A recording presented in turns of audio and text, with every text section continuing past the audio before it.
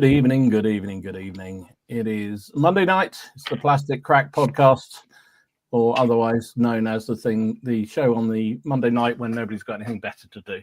It is season 6, episode 8. That includes us, by the way. We've got nothing better to do. All gaming. Season 6, episode 8. And tonight we're going to look at future-proofing your hobby collections, which was another suggestion by Evil Stew. Thank you very much indeed. A reminder, if you've got any questions for us to cover off or any ideas, then feel free to contribute them. A nice long list from Stu, which has been very good. We've used a couple of them in the last few weeks. It's been really good. So any thoughts? Gratefully received. Tonight, how you gentlemen doing? How are you doing? No appearance from Ken tonight, I don't think, unless he suddenly reappears. But how are you two doing? You well? Yeah, all good. Excellent. Yeah, not too bad. Can't complain. Smarting, I just cut him off he was just in a really good story, and I realised that we were due to go live, so I thought I'd better cut him off. I don't think it was that good a story. I just said I went up the top of the castle in Thetford to get away from society, but my family followed me. I take it Hayley's not listening tonight then. I believe she's cutting or dyeing her hair upstairs. So no, but yeah, I like Thetford Castle. Even it's just really random. It's just kind of plopped there in the middle of this. I don't think I've ever been there. It's lovely. It's not a lot. It's not really a lot to see. It's a corner of like I sent you guys the pictures. It's a corner of an Iron Age hill fort. Yeah, with these massive ditches. You wouldn't believe how deep they are when you sit there and go, "Oh, like these were dug by people with wooden shovels at the time." And then 1,500 years later, when the Normans turned up, they look at all these convenient earthworks that are here, and then they built the motte inside that. So it's the largest medieval earthwork still standing in the country. It's like 80 foot high. Wow. They had to put some extra steps and rails so that people could get up it. It would surprise me how few castles, and having been around an awful lot of them around this country, how few castles are built on sites of older castles. I mean, they tend to be in the same sort of rough era, but you don't often get like a Roman built on top of an Iron Age one, built and then a medieval built on top of that, do you? It's not that common. The town I grew up in had a castle. I mean, there's not much left of it now. It's a couple of walls and a pub. But that's on a massive hill. I mean, a huge hill looking over the entire town. And if rumors to believe, there's a secret tunnel from there to what used to be the local monastery as well. We love a good secret tunnel. That's always good. We do. Oh, yes. Secret tunnels. Robin says, "Will Ken appear if you say his name 3 times?" I'm not prepared to take that chance, Robin. No. Just not going to take that risk. Anyway, let's have a look. Oh, well, before we do that, thank you to everybody watching on Catch Up. I thought I'd get that in early because otherwise I'll forget it. And thank you to our friends at Boards and Swords. A reminder that we are supported and by our friends at Boards and Swords. And if you use the code PCP5, you get an additional 5% of all the goodies that Ian and his crew sell at his shop. I did notice, who was it? Was it Tim? No, it was Alid, wasn't he? Just had a massive delivery of, seemed to be every kind of wash that was possible. The man arrived. I mean, literally every wash. So I thought I had a lot of washes. There were a lot of washes in that package. All came from Boards and Swords. So, yeah, don't be an Alid. Don't be somebody who doesn't use it. There you go. Let's have a look at some of the people we got in chat. We got Mike, evening from a sweltering 25 to 27 degrees Western Cape, South Africa, making inroads into his epic scale Hastati Principles and Triari. Oh, mate. Well, 2 things there. One, you're annoying us by the weather, and second, you're doing Romans. That's the problem. I did actually do some Romans myself this week, and I'm still traumatized by it. I haven't finished them because they're so boring, aren't they? So boring. I mean, I thought French were bad, but geez. Don's here, Becker Cities, evening all. He has 103 Soviet vehicles on his desk tonight, ready to have an Agrat's Airshade wash in preparation for the Adepticon Flame of War event. Blimey, that's a lot of tanks. That's a lot of armor, Don. That is a lot. Graham is here. Graham's Wargaming Vault. He keeps nagging me that I don't talk about his channel enough. Graham's got a channel, just in case you want to know. Pumped up tonight's chat, painting medieval German claymore castings. Yeah. Oh, lovely. Somebody got very excited when Claymore announced the new figures, and they went off and bought them, and then they announced another load just after that. And they realised if he'd waited, he could have got them all in one package. Paul's Paint Shed is here from a gloriously sunny, drenched Mercia, about to start prepping some 1870 Prussians. Good for you, mate. It was a beautiful day here, as well, say. Really lovely.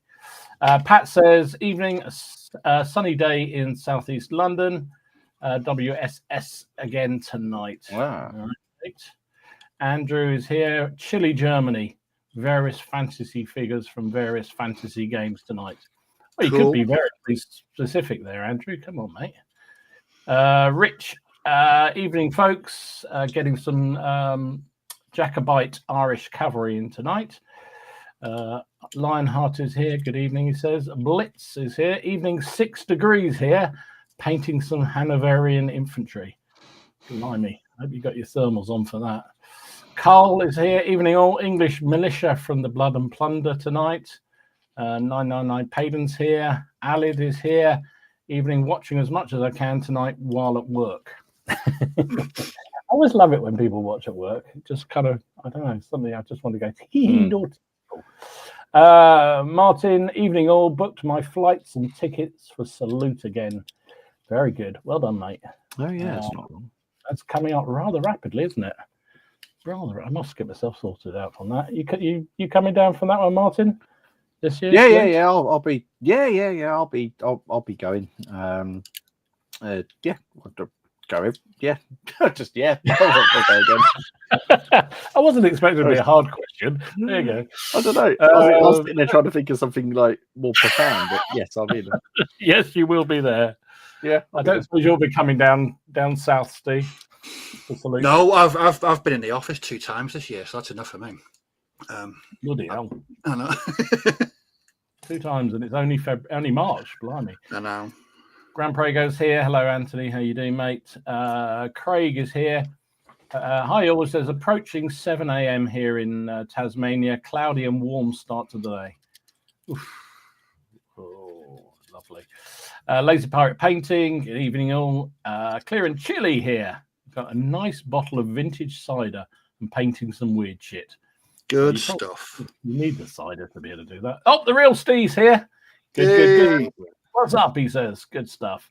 David Benton's here. Hey, dudes. He says planning and plotting Project 2, Napoleonic armies for grand tactical battles. Okay, mate.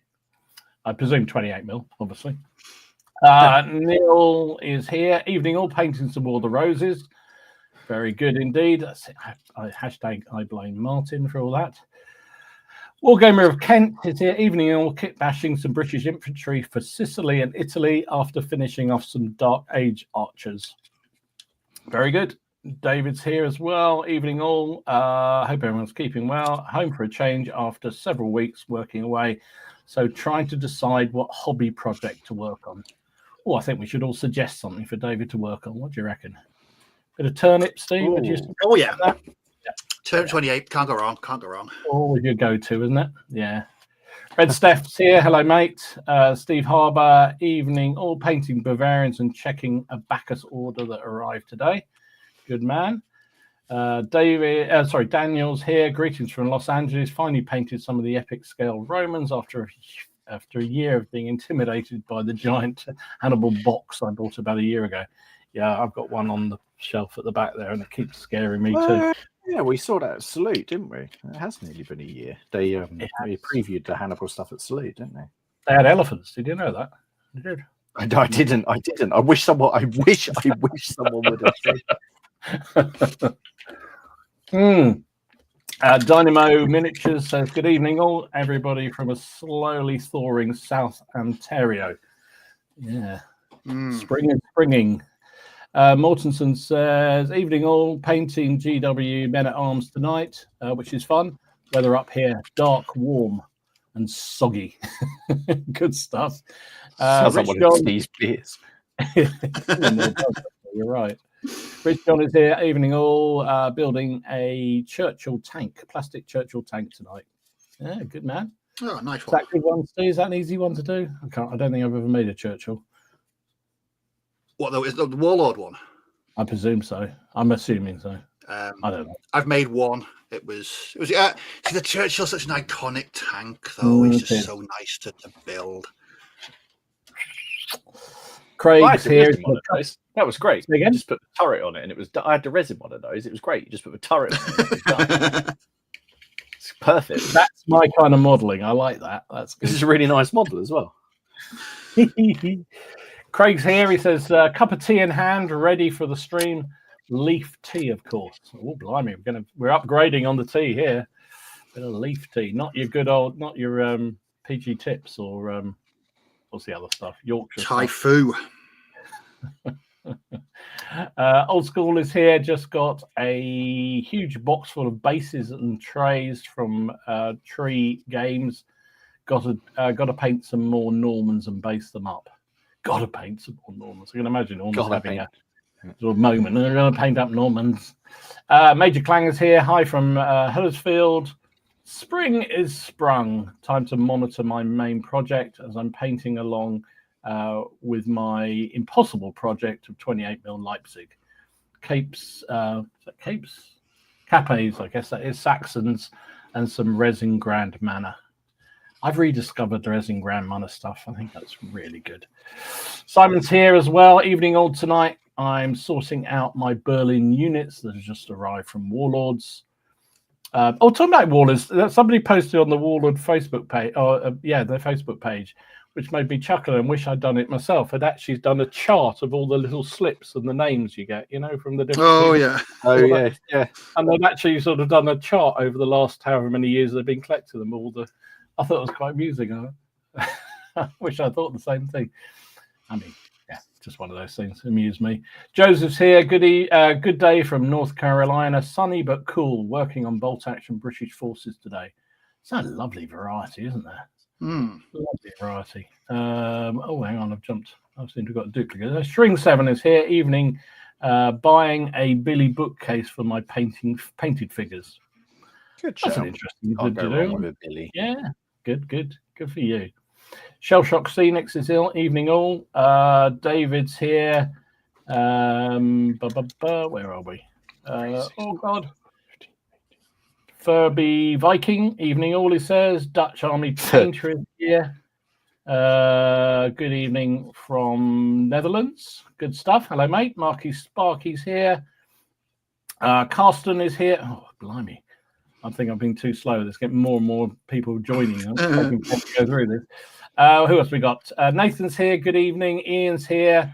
Shakers and Sprues. Major Clanger. Bill. Sam is here. Double Dips here. Matt Mayall's here. Hello, Matt. Reese is here. Andrew Pennington's here. Good evening. He's doing 15mm Spartans. Good for you. I do like a Spartan army. Robin, well, we know he's here because he's already commented. Newsphere. Evening all. Working on radioactive weird shit tonight. Full hazmat.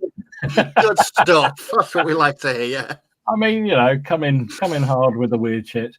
White Stag Miniatures, good evening. Benjamin's here, hello, mate. Darren from Kings Lynn, looking forward to this one. Good for you, mate. So am I, when we worked out what we're going to say. Alex here, hello. Wargaming Hobby, hello, mate. Traj is also here, hello, mate. Who else we got here?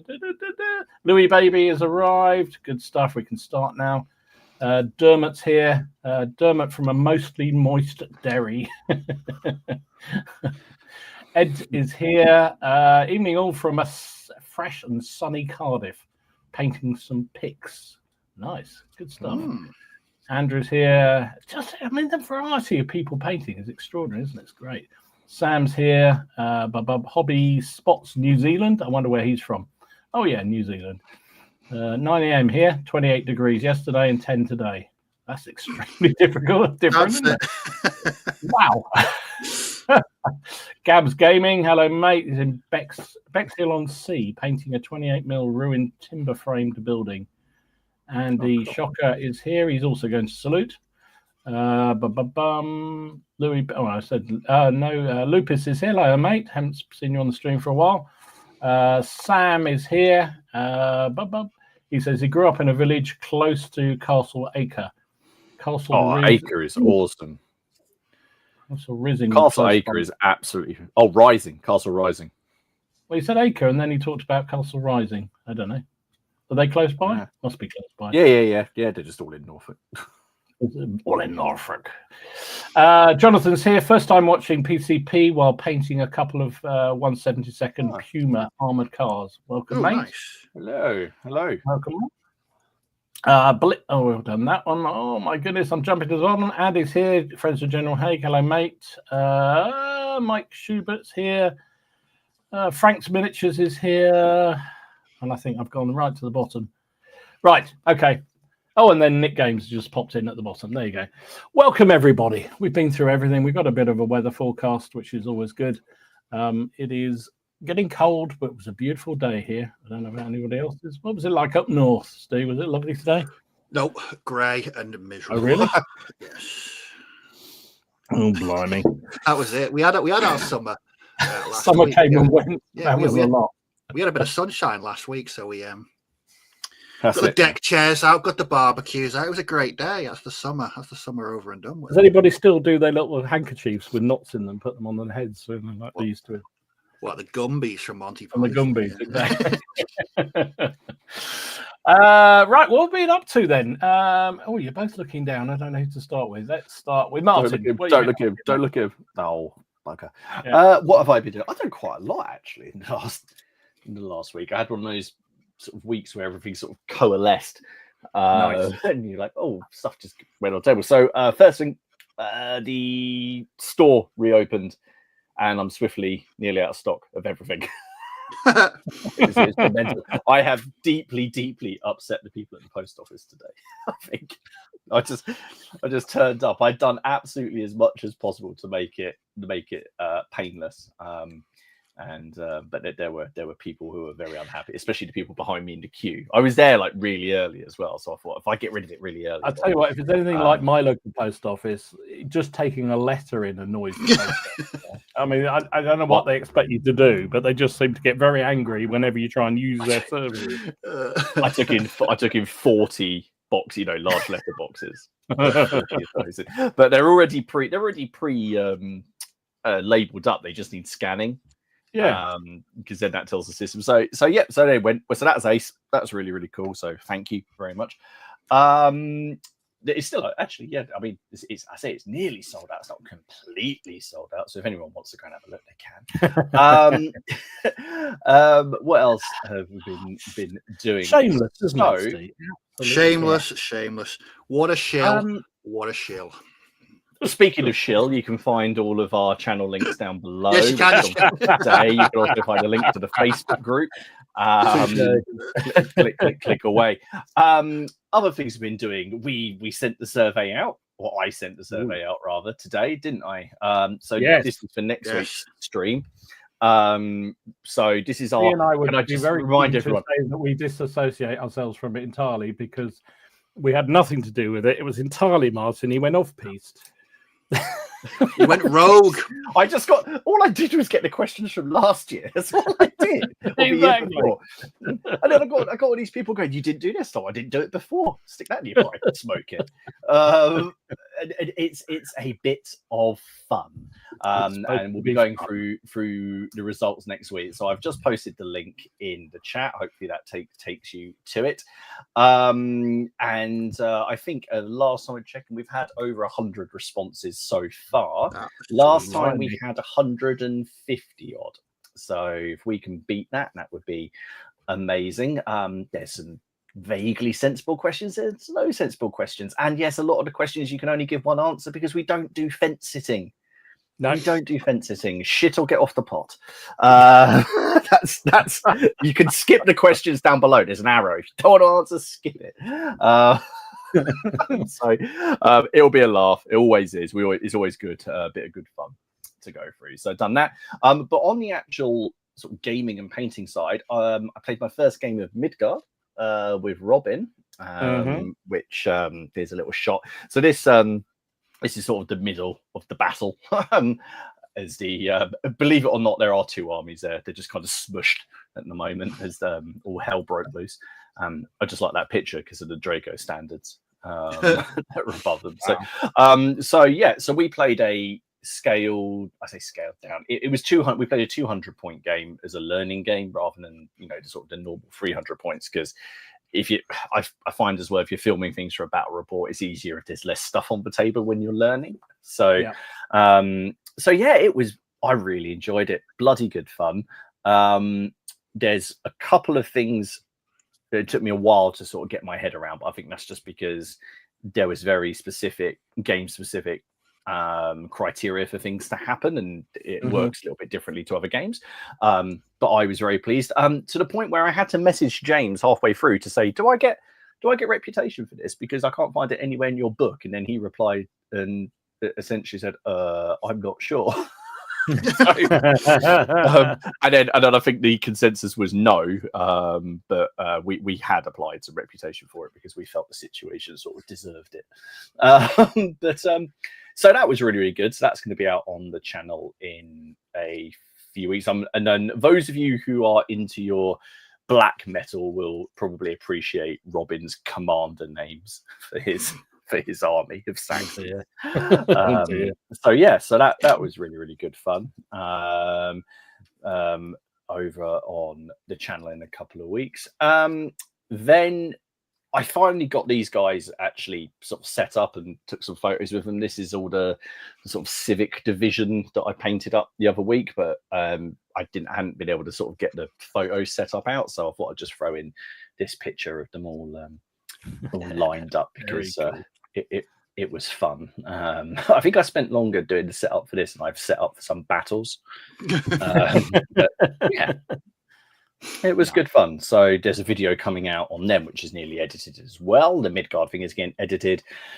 And I also painted up the epic, or some of the epic Celts, but so Dom did last week. So last stream I was working on them. So I'm sort of a week behind, as you were. So, and weirdly, I think I painted up exactly what you did as well.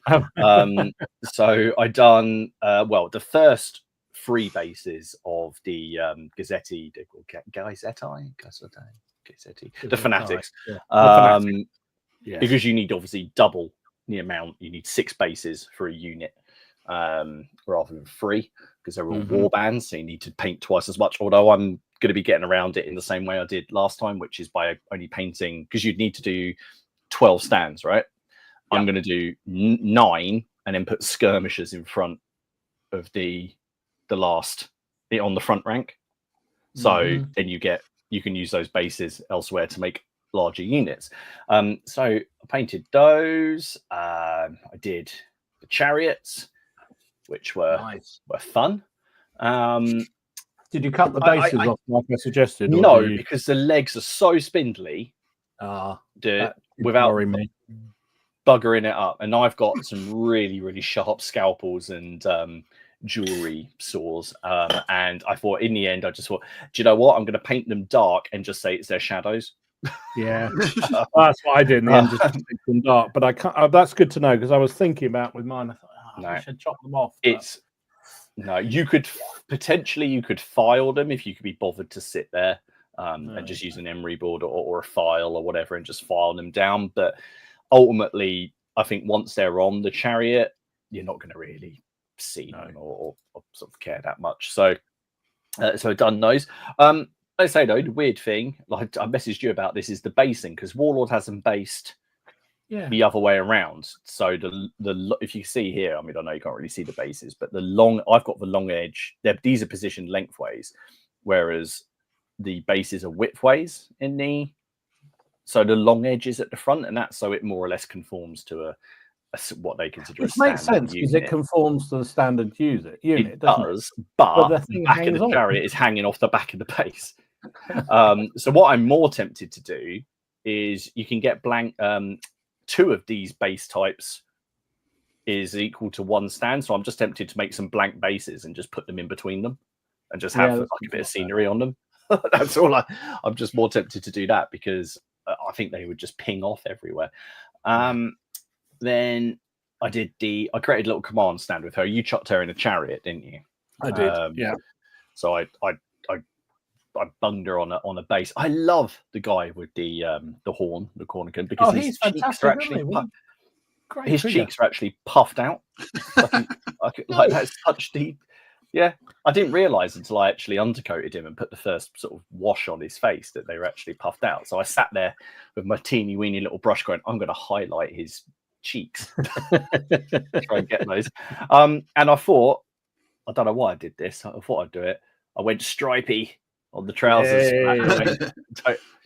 So teeny weeny stripes and a little bit of sort of a Christmas. I'm very upset at you with that because I saw you sent me that picture of them being stripy and I thought, I can do that. So I'm then doing stripy on the other ones I painted.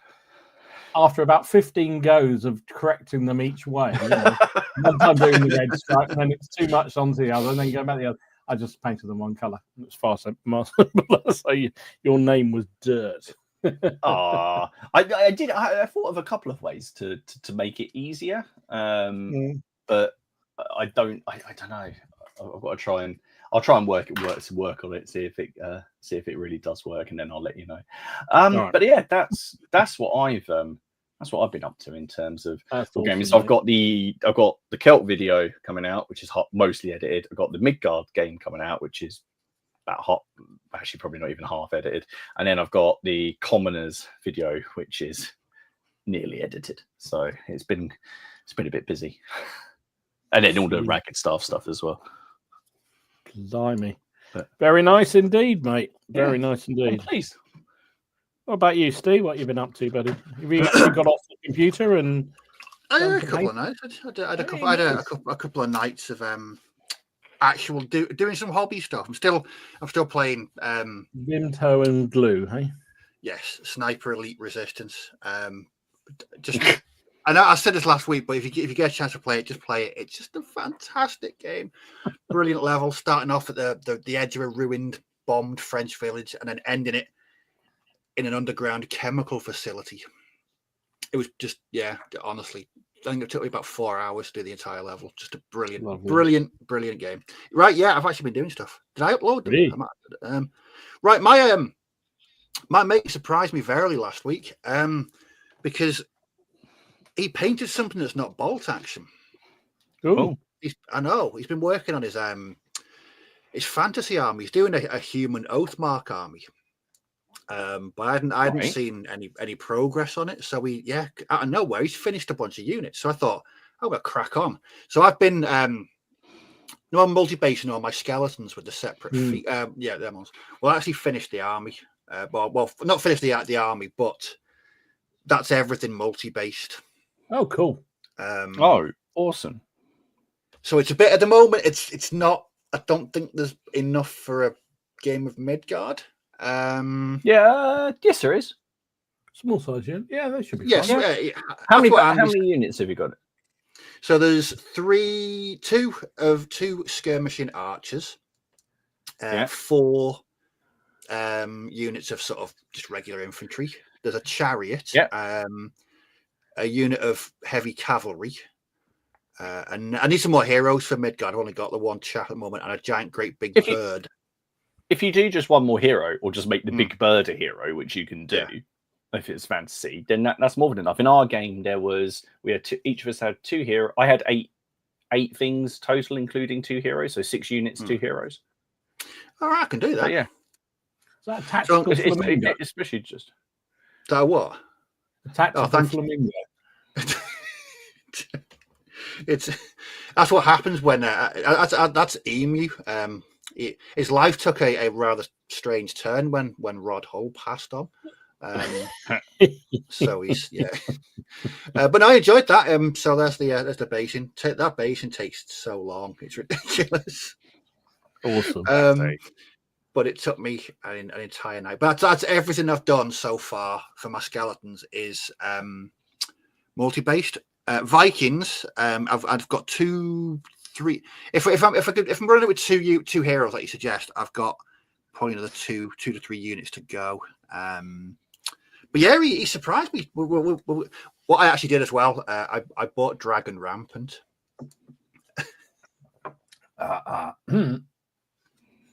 Martin's not even rising to that one. Go on. Because I was thinking of game.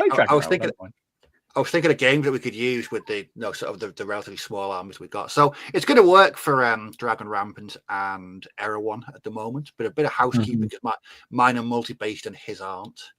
But yeah, that's what I'm working on. Tonight I'm painting some mantic ogres or trolls. I just fancy something different. And they're going to be joining my fantasy Viking army. But I've also been doing something completely left field. There we go. I'm doing a bit of scale modelling. Oh, okay. Now the weird thing about this was the original mold for this was from 1974. It's a bloody old kit. I've read through it. I like it. It seems to be pretty good. So I like the Rampant series. Not going to lie, I do like them. But yeah, the SAS Jeep. Yes, it was first out in 1974. Now this is my dad when he was in the army used to make. He did scale modelling when he was in the army. That kit was one of the first I can remember him making. And it got for years. It sat on top of our. We had a big, massive shelving unit in our living room, and all his models were on top of it. And I can remember that, so I thought, you know what, I fancy doing it. So I'm in the middle of painting at the moment. It's very, very basic. I've just got the thing on. I'm looking forward to the weathering more than anything. Nice. Adding a shitload of stowage to it. So yeah, it's a bit of some more different stuff, but more scale modelling again. Line Rampant is an amazingly historically accurate simulation, so I'm sure Dragon Rampant is the same, eh, Martin? Have you ever told Bicker your views on Flames of War, Dom? You ever told Don your views on that? Oh, there's. I noticed he likes. I did actually. To be fair, I only played it once, long time ago. Do you remember what you said when I bought those Italians and I said what their rules were, and you sent like 3 or 4 messages that were like berating the historical accuracy of what they did to the Italians? Was that me? I don't know that was me. I was sort of. We're throwing each other under the bus here. I always thought Flames of War was more like. I remember that. It reminds me of that scene from Blackadder in the First World War one when Melchior comes along with a dustpan and brush and sweeps. That's what Flames of War reminds me of, because every time I see a game being played, it's like boom, a whole load of dice getting rolled, and half the army seems to disappear off the table. They are very packed tables. Team Yankee and Flames of War. Lots of miniatures, lots and lots of miniatures. I think, but yeah, that's me. Just that's me. Just odd stuff going on. I'm going to start building some more Vikings later this week. Yeah, I'm looking forward to this scale modelling lark. It's been a while since I did an actual vehicle. So yeah, it should be something different. Awesome. It's nice when you got those sort of.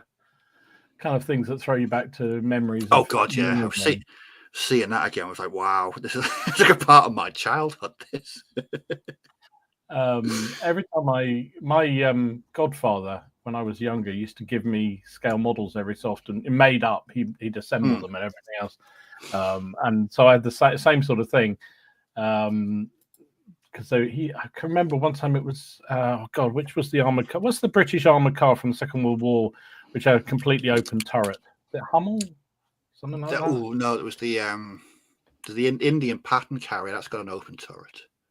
I can't remember what it was. I can picture it now, and I had it. And I remember when I was given it at about the age of about, I don't know, 5 or 6 or something, being absolutely gobsmacked by it, thinking it's just the best thing ever. And always wanted to do something similar, but as you know, I am cack-handed at modelling. Funny enough, Dingo, thank you, Alid. Well done, Dingo. Right. That's it. And James, thank you. And when I was having a sort out in some boxes at my parents' house, and I found the model in the box in their loft, and I pulled it out. And you know how your vision of something is so different when you're that age. I remember it being just amazing. And I look at it now and I think, I could paint that better. It's terrible thing to say. But yes, I did. I'm a terrible person. There you go. Tune in next week for more heartwarming tales, folks. Sorry, Uncle. What have you been up to, Dom? Apart from trashing my family, let's see. What did I get up to? I had a good week this week. We had a game of talk about games I haven't played for ages. Was a game of Sharp Practice. I haven't played it. Me and John, I haven't played that for at least a couple of years. So we had a game at the club, playing ACW version of it, which was great fun. I really enjoyed it. A really good game, as true to form in our games. Even though we kept it really scaled down, we played a game from one of the magazines, scenarios from one of the magazines. It was very nip and tuck, and we didn't finish it. So usual story with our games. We had a right laugh doing it, but blinking heck, it's brutal. If you ever played ACW Sharp Practice, the ranges are ridiculous. So literally, you set your figures up, and we convert you from. And we were playing lengthways down a 6x4 table, and within the first turn, we could fire at each other, and it just like, Christ, it was extraordinary.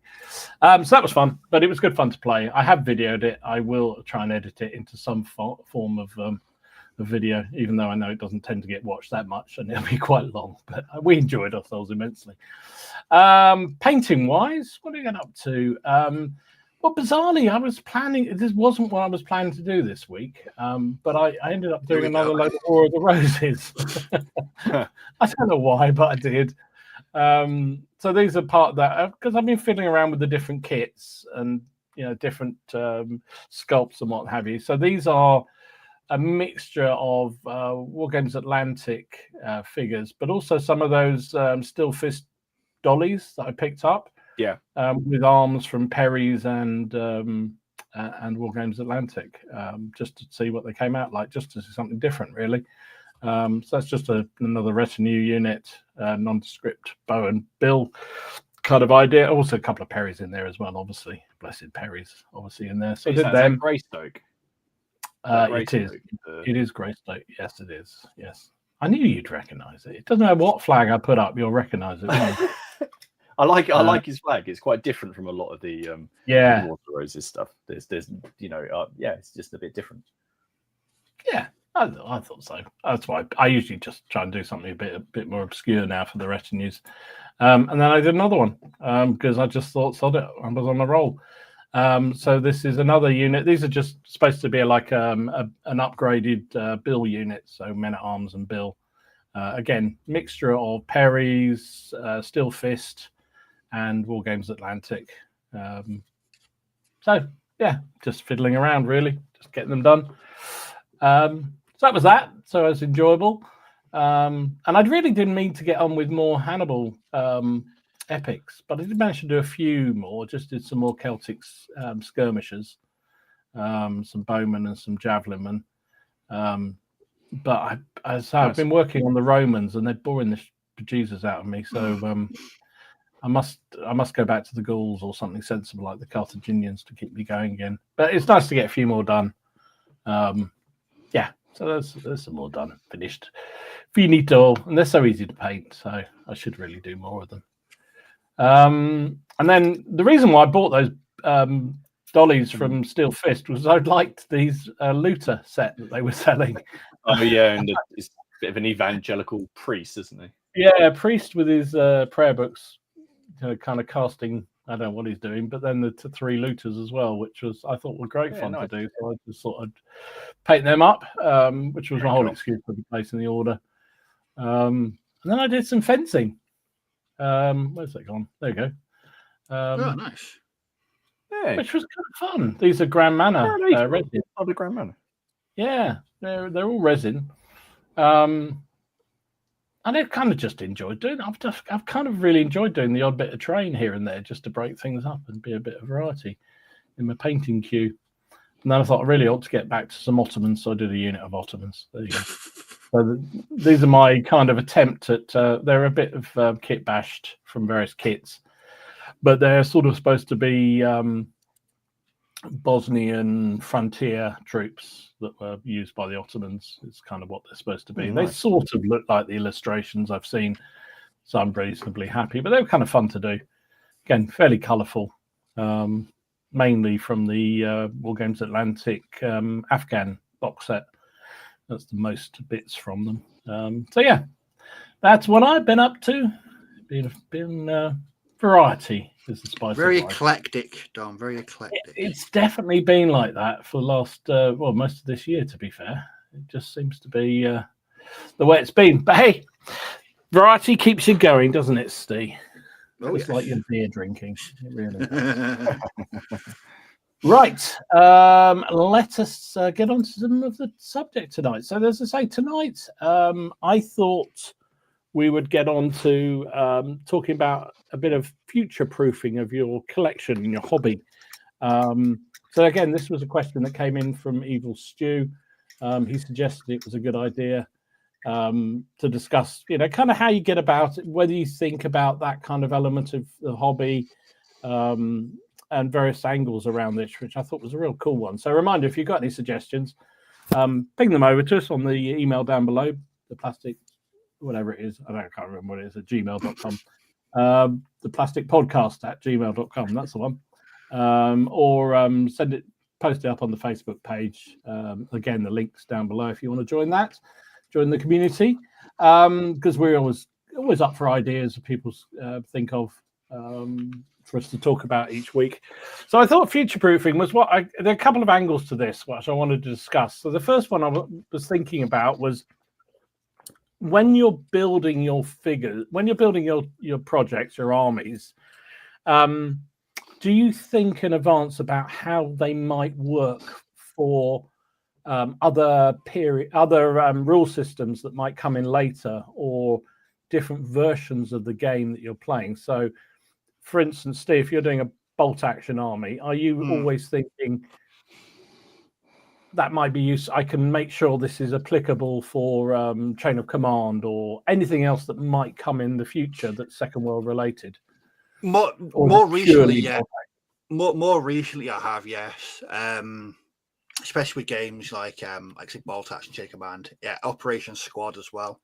Seeing what things you can use from that. But yeah, it's definitely something that, years ago I didn't. I just with Bolt Action, just like I would just build for Bolt Action and that was it. But yeah, definitely recently I've certainly been looking at it, and even other games like working on these fantasy armies. I've been thinking, what other games would these plug into with relatively minor additions. So I think with the amount of manufacturers out there and the amount of games, there's so much crossover now. There really is so much crossover that you can use an army for 4, 5, 6 different games even.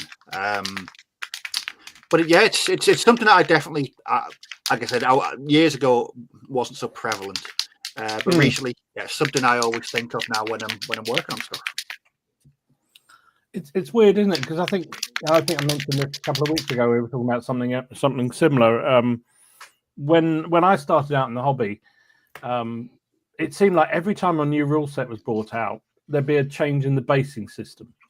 So you'd spend the first, and it was dreadful because you'd spend weeks rebasing every figure in your collection to be able to play with the latest rule set, because none of us ever stick with the old ones, do we? And it was just so frustrating, whereas it doesn't seem to be so prevalent anymore to have to, the basing seems to be fairly consistent now. What do you reckon, Martin? I've noticed a lot of rule books now. It's sort of that they'll often say we based it when we were playing it like this, but knock yourself out. I think it's very, very fluid in what people do with their basing. I've noticed that on quite a few rule sets that I've bought recently. Yeah, no, I think you're right. It's they're definitely much more fluid. And again, I used to read rule books, and it was like the first page, it would tell you what the ground scale was, and how fast how long the time of every turn was, and all this sort of thing, because it was deemed to be so important. You rarely see that in most rule sets anymore. What about you, Martin? Do you think about future-proofing your figure? If you're doing an army, do you think about using it for multiple things, or things that might come down the corner that you hadn't thought of? Some ways I do. Yeah, the basing things never bother me because I'll just change the rules. So that never bothers me because I don't play really down clubs or in tournaments of that. So I'm going to be playing my own army. So I would simply just set up the armies, or if my friends have collected them, we'd just find a way to work it. I'm quite happy changing rules. A good example is on Bloody Ground, which is meant for individually based miniatures in ranks, but on trays, where I've got multi-base models. So I just assume, a bit like with Bill Hooks, if I want to play Bill Hooks, I just assume that every base has got 6 models on it, even though some of my bases have 8, or they have 12. Bill Hooks is meant to be on Sabbats or multi-based already with a set number of models. That doesn't bother me. I just find a way around it. I'm quite happy doing that. I sometimes think about. I mean, a good example is my Arthurian stuff, which is currently usable in free games, but not really because I planned it that way. It was kind of a happy coincidence that I originally started collecting them for ducks where they did need to be individually based. And then with Midgard on the horizon, it's like, oh, I can just chuck them on the Sabos, and then I've got I've got the right size there. And then with Hail Caesar, I looked at it going, well, these aren't really going to conform to it, but 2 of these, because the Sabbat bases are all the same width, because that's the way Midgard works. I'll just smash 2 of those together, and that can be a standard unit. So 1 Sabbat for a small unit, 2 Sabos for a standard, and 3 Sabos for a large unit. I mean, they will be massive, but it kind of suited the period as well a little bit more. So that never particularly bothered me. I think in terms of future proofing for rules that may come out, I'm always kind of happy with what I have. So if a set of, I don't think I would be too worried about, say, a new edition coming out and ruining what I'd done. If a new edition came out that required a new basing system, I'd probably try and see if I could fit it into trades. Well, a good example is By Fire and Sword. The first edition of By Fire and Sword, which came out, it was 12-13 years ago, is completely different in the way that the units are organized. It used to have base removal, now it doesn't. Wounds accumulate. Dragoon units, for example, deploy.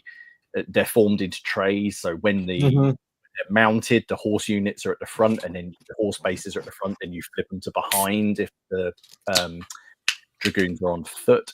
So that doesn't bother me. I mean, and they thought about that when they actually developed the second rule. So that's why they sort of developed these trays. But because the system now doesn't have base removal, you could also just get one large base and do multi-basing for it.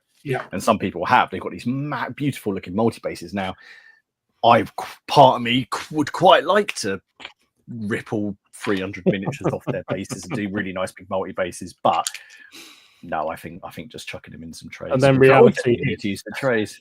You don't even really need to use the trays. You could just, because the trays are just to keep the unit together. So as long as you sort of keep them that way. Do you remember the days of not having movement trays when you would move 24 miniatures?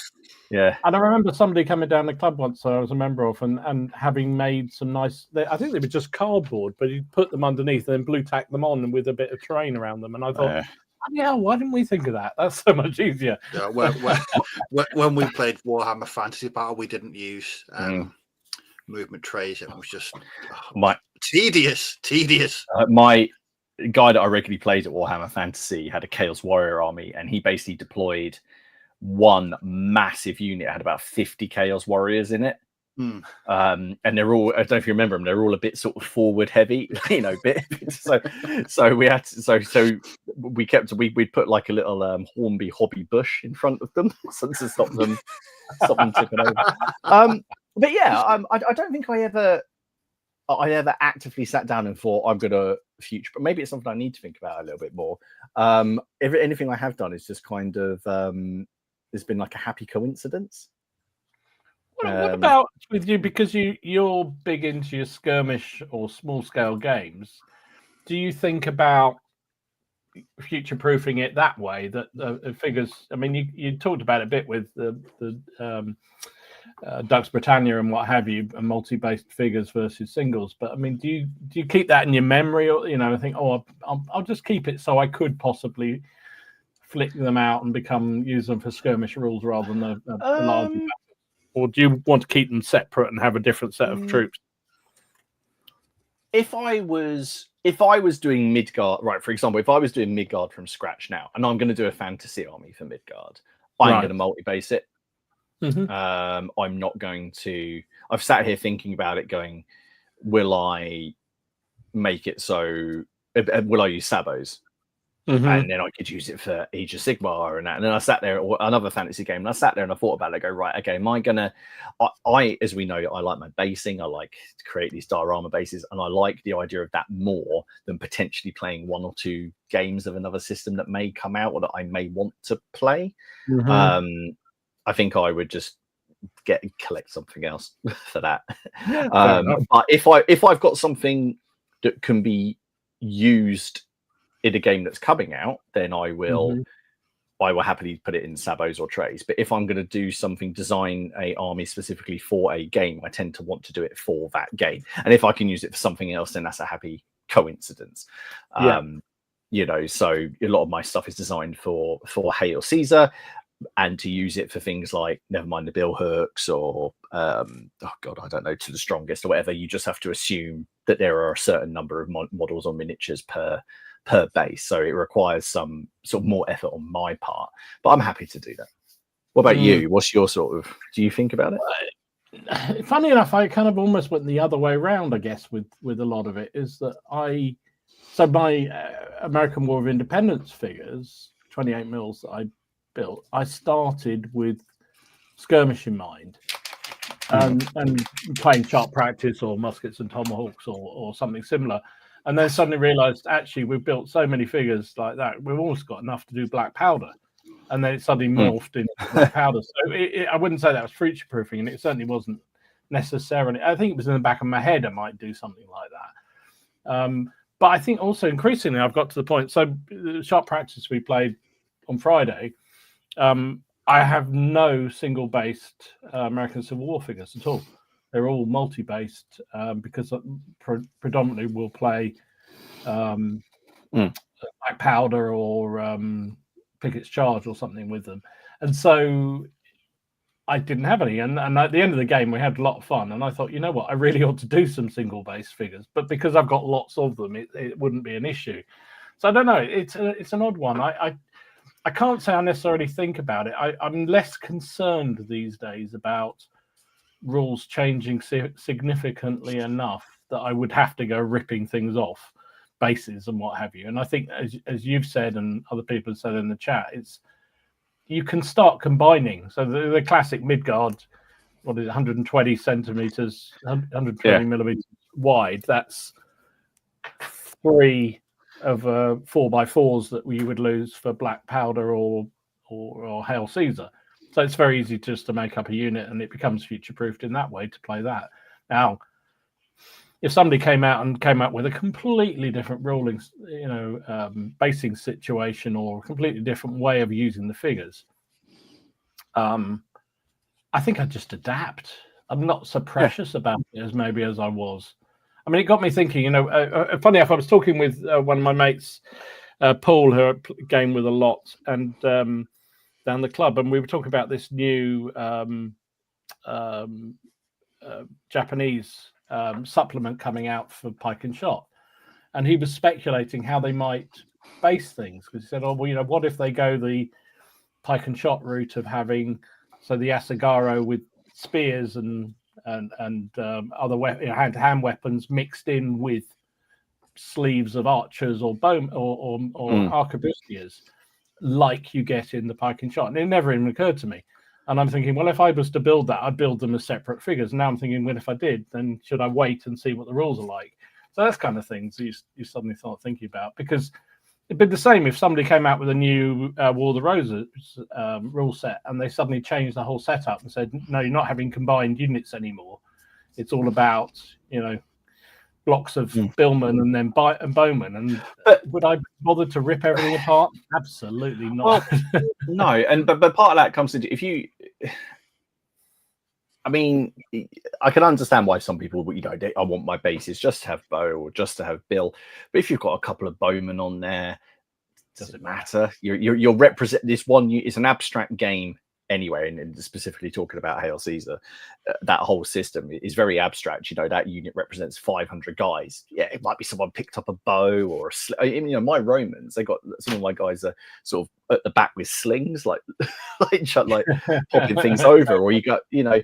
So as long as you know predominantly what they are, and what they're meant to represent, then, you know, who says that there wasn't, you know, a bunch of, you know, like some of them took their bows with them. You know, I've done that in some of my my commoners. You notice there's a few handguns that are snaffled away in there, and there's a couple of guys with crossbows in there. I think it just adds to the character. But then I like playing. Are they on the muster list though? Come on. There's a handgun. Do you genuinely want me to tell you? No, it's boring. No. I'll take all stream. It'll take up the whole thing.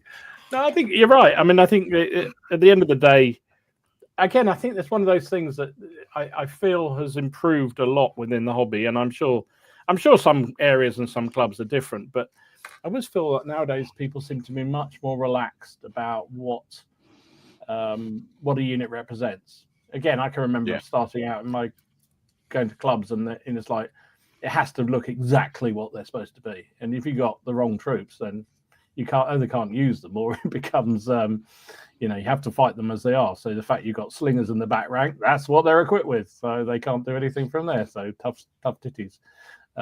Anyways, I think it seems much more relaxed than it was. So I think I'm less concerned about that kind of thing.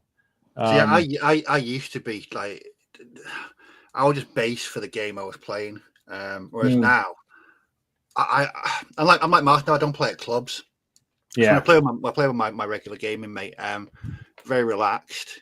We don't, you know, it's just jamming. With the multi-base, I'm just going to keep little red dice next to them. Let's say a little bit of extra housekeeping, and that's the way it's going to work. I don't think it would detract from a game. In fact, since work on these Vikings, I've become a huge fan of multi-basing. I absolutely love them.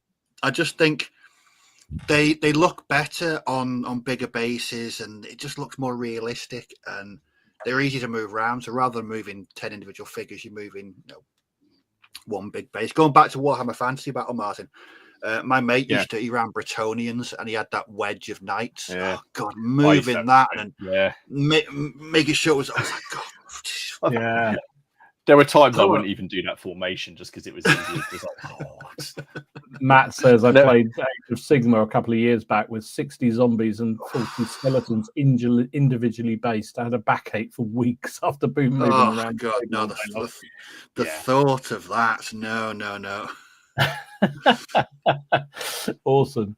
Yeah, I mean, it's interesting because do you ever? I think I know the answer from you two, but it'd be interesting to see what people are thinking in chat. So, I mean, you guys have got fairly settled gaming groups, but if you were to move areas, or you know, I don't know, suddenly Robin's gone off to do something else in your case and can't come round and play Toy Soldiers. I have other friends. Bless him. I know. I do have other friends.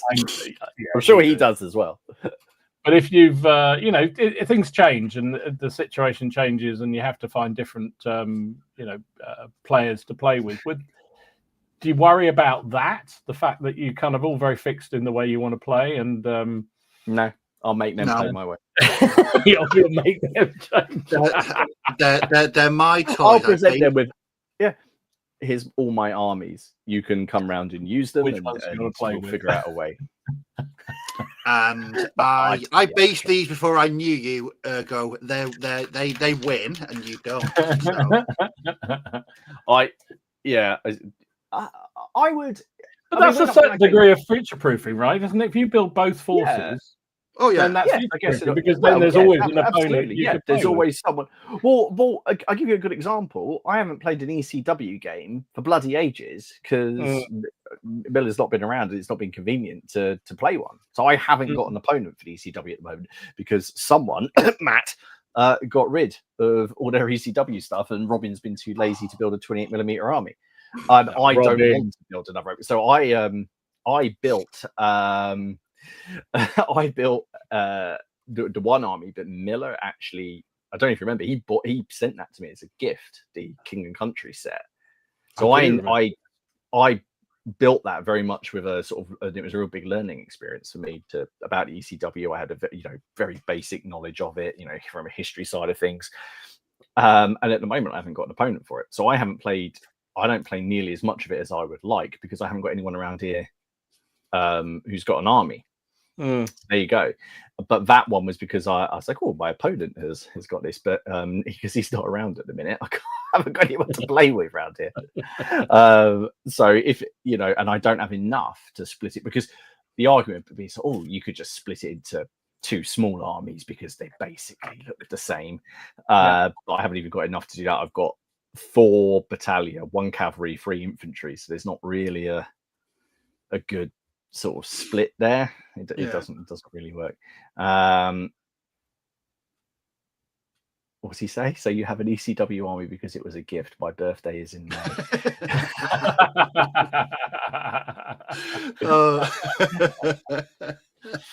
Yeah, that's interesting, isn't it? I mean, the secret of future-proofing is that you either develop your own rule system, and you build the 2 armies or 3 armies or 4 armies, so that there's always something to play, and then somebody can come along and just play with them. But it's not always the easiest.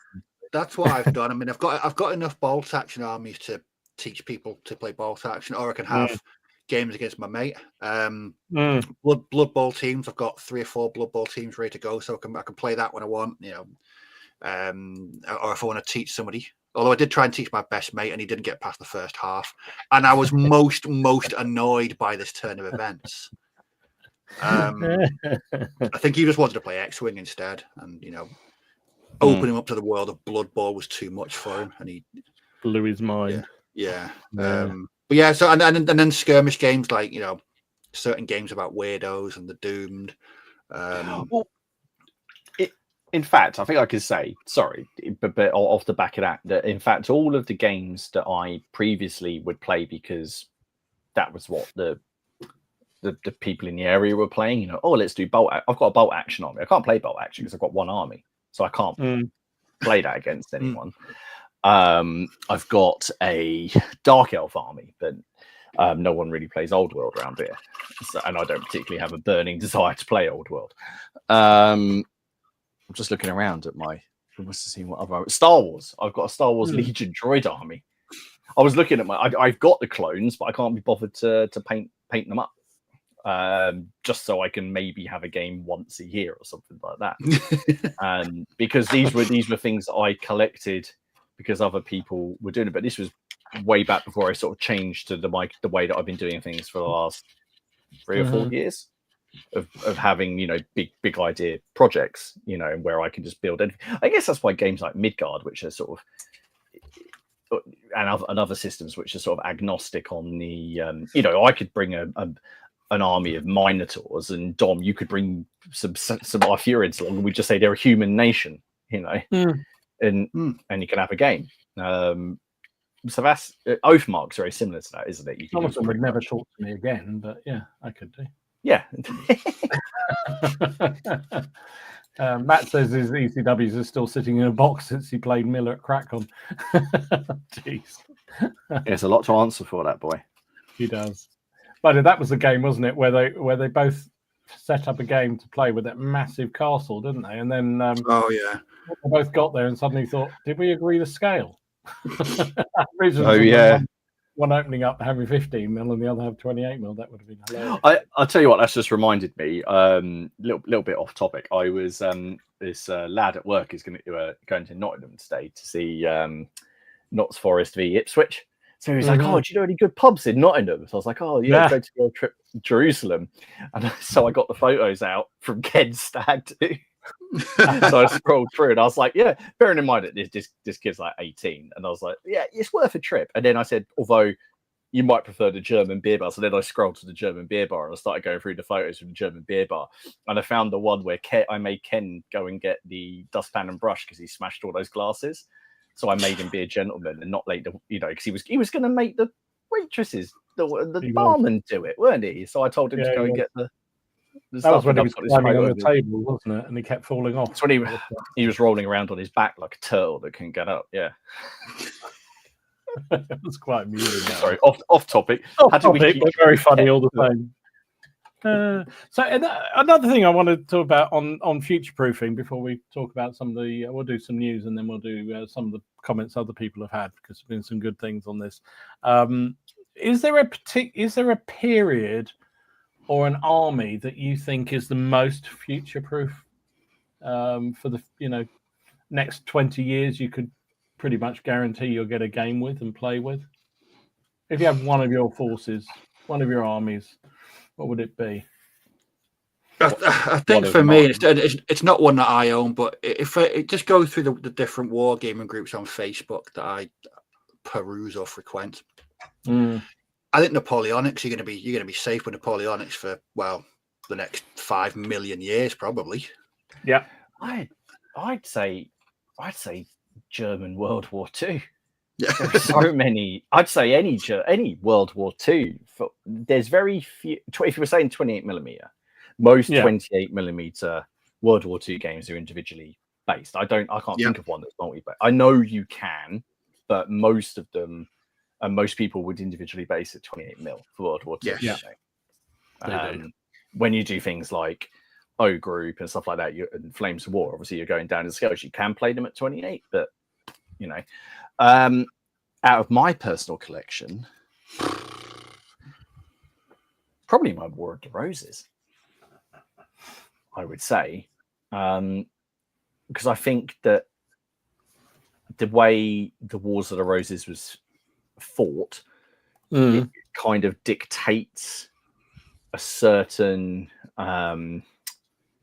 way the rules would have to work, even though there's quite a bizarre disparity actually between rules and how people think that medieval warfare works. I was going to say, I've heard you make some comments about some rule systems, which I won't go into right now, where I wouldn't necessarily say there's an agreement there. But that's no. But the way the formations are set up is people do still tend to do the bills, but people generally you have billmen, you have bowmen. How those then interact in the game is entirely up to the system. But the actual formations themselves are usually pretty similar. So I'd probably say my Wars of the Roses stuff.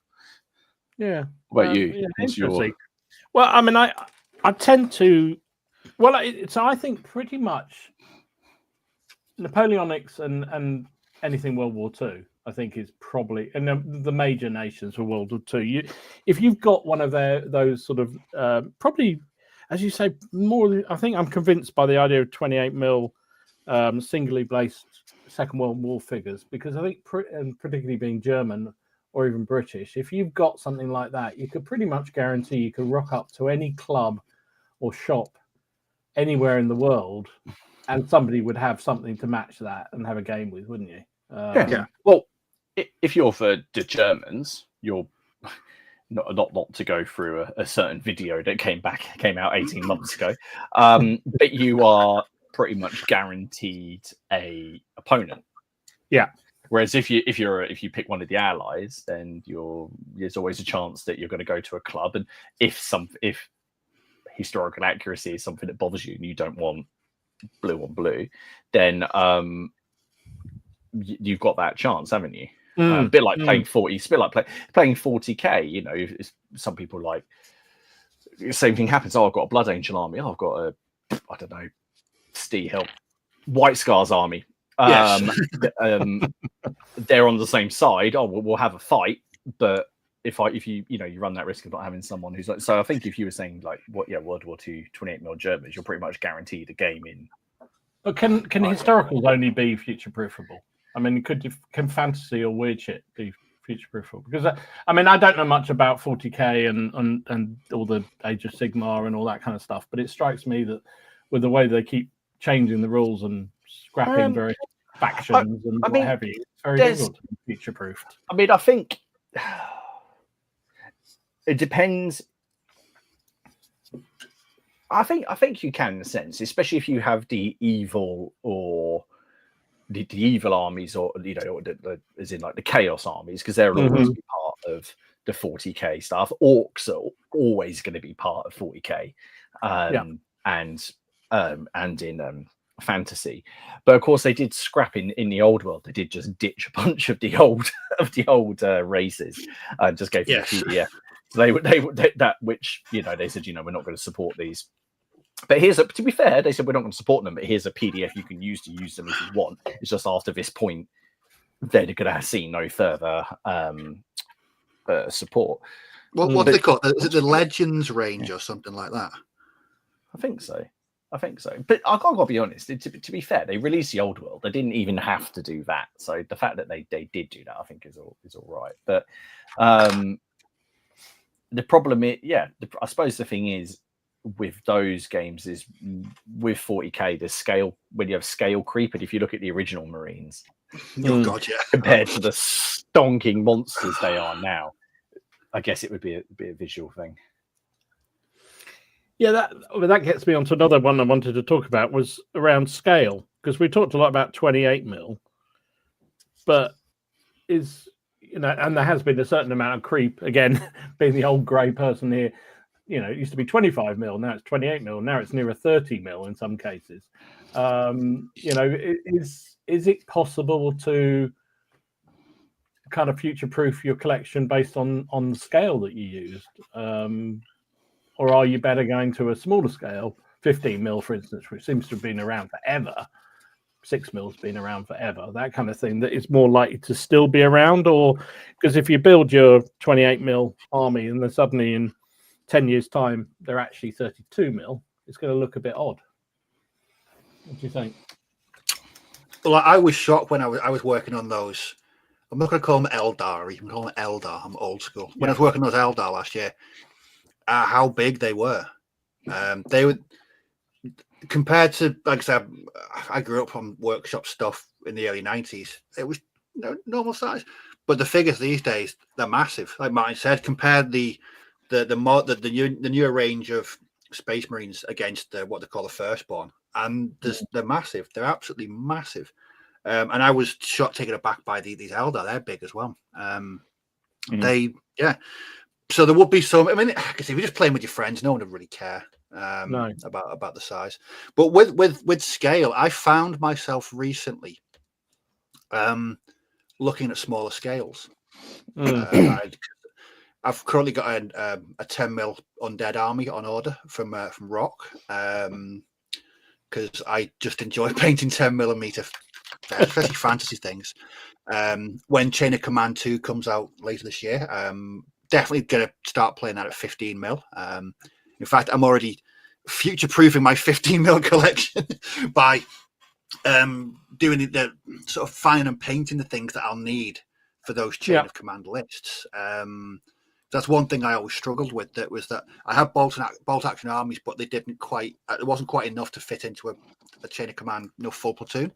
But yeah, so I'm definitely will be doing that in 15mm, and I've future-proofed that by looking through my 15mm collection, and I've picked out and painted the things that I'm going to need to start playing Chain of Command 2.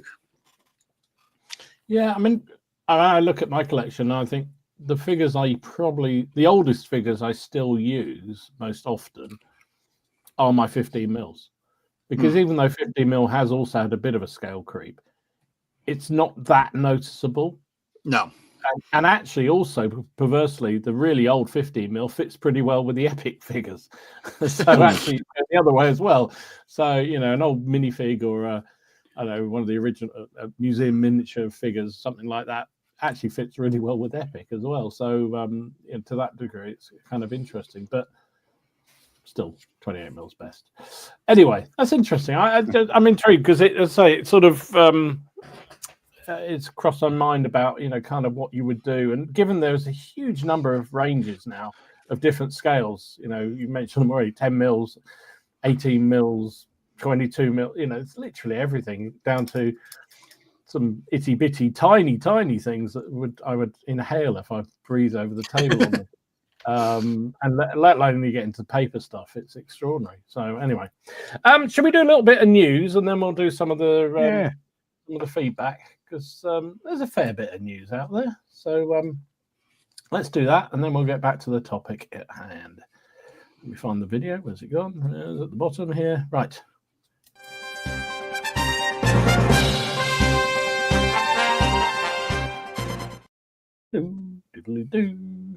Shall I start? Or do you want to start, Martin?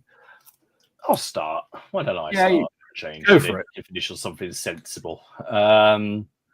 So, I can't remember if you picked this up in your one-up. So I think you've got the actual releases, but I've got the Wars of yes. Samurai Pike and Shot book is on the way with a whole bunch of some new samurai models. I don't think they're doing a specific range because obviously they've got the War Games Factory stuff, but a bit like with the Age of Arthur book they released, they sort of repackaged the heroes, didn't they? And they did some resin specific heroes, which is what I assume they're doing here.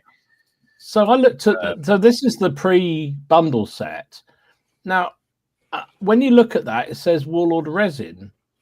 And so I'm wondering whether they've redone all those extra figures. No, the Warlord resin was. There's no way they've retooled all of that. Well, that's what I thought. It can't possibly be because no way. I know these character sets. So the 7 samurais here and the different leader figures, they're definitely resin and they're new, as you say. But they're also doing it with these.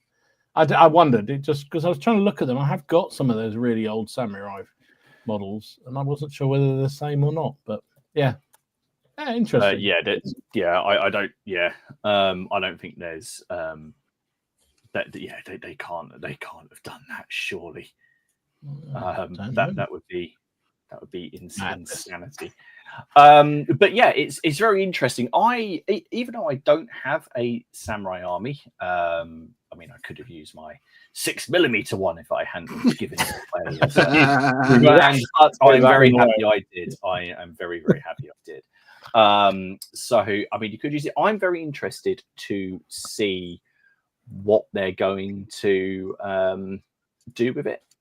To be honest, I want to see if they've got the way that they did with the Arthur book and the Wars of the Roses, what they're doing to sort of make it individual. I did see when you preview one of the pages, there were some individual clan rules depending on what clan you were. But what other you might as well jump in with what are the deals? How much is it costing? Well, that one was the big. The all-in deal is 140 quid. So that gets you. Basically, all those you've got. What are they? About 3-4 units of Asagaris, some mounted samurai, some dismounted samurai, and then the various leaders and special character figures there. And then they do other sets that you just get you the new character figures plus the rule book for about 40 quid, I think, something like that. There's about 3 or 4 different options you can pre-order for it, which all save a little bit of money. And the rule book comes with the extra special figure. That again, you only get if you buy it direct from Warlord. But yeah, I don't know. People are saying in the comments that they're definitely the older figures, and I think that's probably true. I wasn't entirely sure looking at them. I mean, it would make sense, I suppose, to keep them sort of going that way, wouldn't it? All right, okay. Well, what else have we got? So I've seen that on Bloody Ground, we talked about them earlier, ramping up their sort of releases. Now, on Bloody Ground are historical war games, and they produce a bit like, well, it's actually it's nothing like Saga because they don't require you to buy 2 books. They produce a single rule book covering different eras, and all of the main rules are in there, plus the era specific rules, so you don't have to buy 2 books. So the one that's just come out, and I think it's out, is the the Rise of Macedon, the Alexander book. Yes. That's currently going out to people, I believe, so, which is very cool. But they've already I saw today, I don't know if anyone else has seen this, but they announced that their next book would be what is my interest, you, Dom? The new sort of New Kingdoms, Eras and stuff. Yeah. Because you like a bit of that, don't you? Well, do you know what? Weirdly enough, I'm not. I never have been that excited about the Egyptian period and what have you, but I've suddenly got very interested in the Trojan Wars and the Hittites and that sort of thing. So I kind of am heading that way, I have to say. I did see that. I saw that screen grab come up and I thought, oh, interesting. But I also like the Macedonian one as well, so I might have to check them out. Really might check them out. That's cool. As where is it? Steph points out as well, the Battle Cat Kickstarter campaign for the Great Northern War for Sweden starts tomorrow. I can't. I was looking, and I can't find a usable image, which is really annoying. So it starts tomorrow. So it's really irritating. I'm just looking around at the minute because all of the pictures, when you try to save them, like that one, they're not suitable for sharing, which is really irritating. But that starts tomorrow on Kickstarter, so we'll share a link in the group because the Great Northern War is a lot of fun. There was this, and it reminded me of Steve because it's for Necromunda. I saw this earlier. Yes. And I just thought that was ace. One thing I got to say is that the Necromunda range.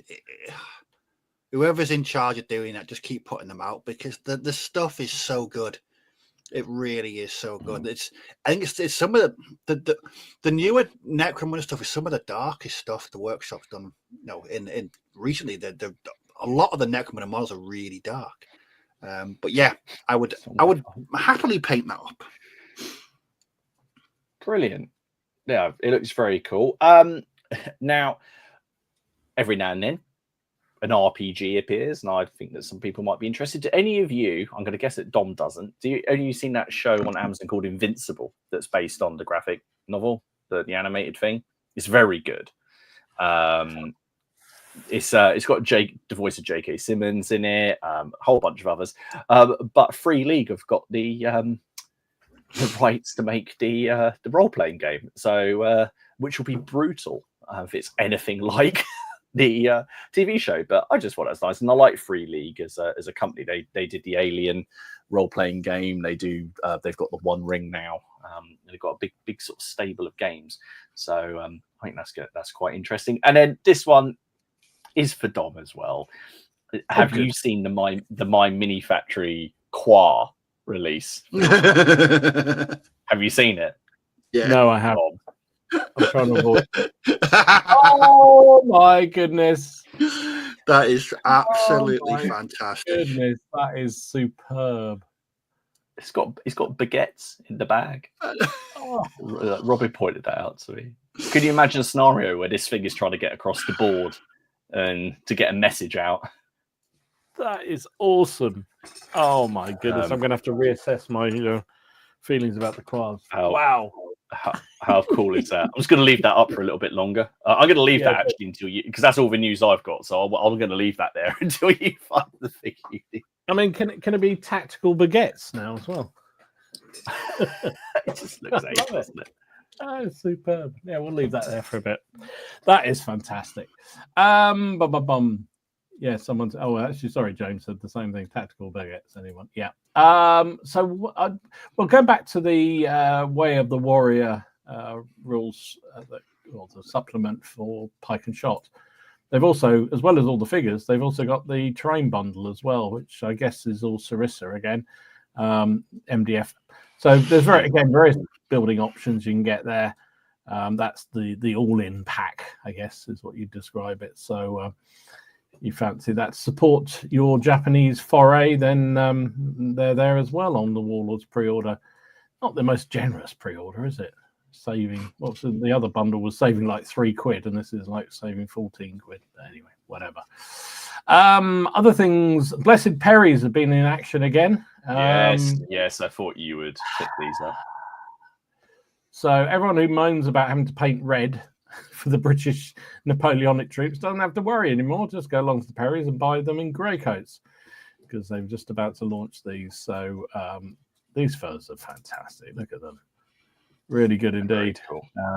Lovely, as you'd expect from the Perrys. Various different shaker types as well, and options for command groups as well. All in the grey coats, so you're saved from having to do lots of scarlet everywhere. I think they're coming out next month, I think they said. But also, if you saw the posting, they showed them off in a massive battle that they've been fighting, and all with snow and everything looks absolutely amazing. Wow, extraordinary. Also, Victrix showed off some of their newest medieval crossbows. Oh, nice. Which do look really good. There's a surfeit of good medieval stuff coming around at the moment, isn't there? Really there is. Yeah, it's very cool. I mean, it's the same sort of period that that sort of high medieval, the Baron's Warsy sort of period stuff. It's cool. I mean, they are different enough from the stuff that War Games Atlantic are doing that you could probably mix them together. Although I don't know quite how these would scale, because the Victrix can be on the chunkier side. They can. Yeah. Interesting. But I do like them. I've got the crossbowmen, the Norman crossbowmen, but I've not built them. I've had them for over a year. I was going to do another unit for the Crusaders, so it's nice to see they have got some different poses, because I think the temptation would be to just take the poses for crossbowmen and just change, like, a couple of bits on them, but the poses do look different. Yeah, very much so. Yeah, cool. What Games Hobby says, if you want lovely samurai buildings, look at Jez Jenkins designs. Okay, interesting. Thank you for that. Well, Hullingdon is running a series of jokes about exes of his, which are quite amusing, but I won't put them up in the chat because they're probably is in trouble. Very amusing indeed, my friend. Paul Hicks. He showed off. So he modelled all the Arnhem figures for Empress. And there were two Kickstarters with all first of all with the British and then the Polish paras. So this is the upcoming German side, the baddies, as he described it. So as we know, when we had Paul on the stream some time ago, he spends a lot of time researching old photographs to make sure that these are accurate. So these reflect the German troops at the campaigns, and I think he said the actual. I really like that. Yeah, and he modelled these on actual pictures that he found of officers who took place. I grabbed a photograph off Blue Sky that Paul had posted up, and it was a brilliant photograph and just demonstrated the absolute mix of uniforms. Bearing in mind it was 1944, the amount of different German uniforms in this one photograph was mind-blowing. So I've grabbed that because I'm going to be using that as future inspiration. Yeah, really good stuff. So no dates yet on when these will be available, but I'm guessing they'll go through a Kickstarter again, because that was what they've done with the last couple of Arnhem launches. But yeah, definitely on the way. And I guess you could use them in, as you say, Steve, because they're such an eclectic mix of uniforms, you could use them as pretty much any late war German formation, really. Yeah, you could. Yeah. So that's what I saw. I think that was everything. I just found the Kickstarter picture for the Great Northern War. There it is. Oh, cool. Tomorrow. You can't really see much actually, but there's a lot. I think they've got like 17 different poses for the Grenadiers, and it's this with the Russians, which are the ones I'm painting at the moment. Actually, you can either paint them multi-part or uni-pose. There's going to be artillery, personalities, casualties, cavalry. I think it's going to be quite comprehensive. Awesome. And I've got to say as well that the quality of the renders that are on my mini factory don't actually do justice to the prints, because there wasn't as there's far more options than there's actually shows on the images. But also I was worried that the faces all looked a bit constipated.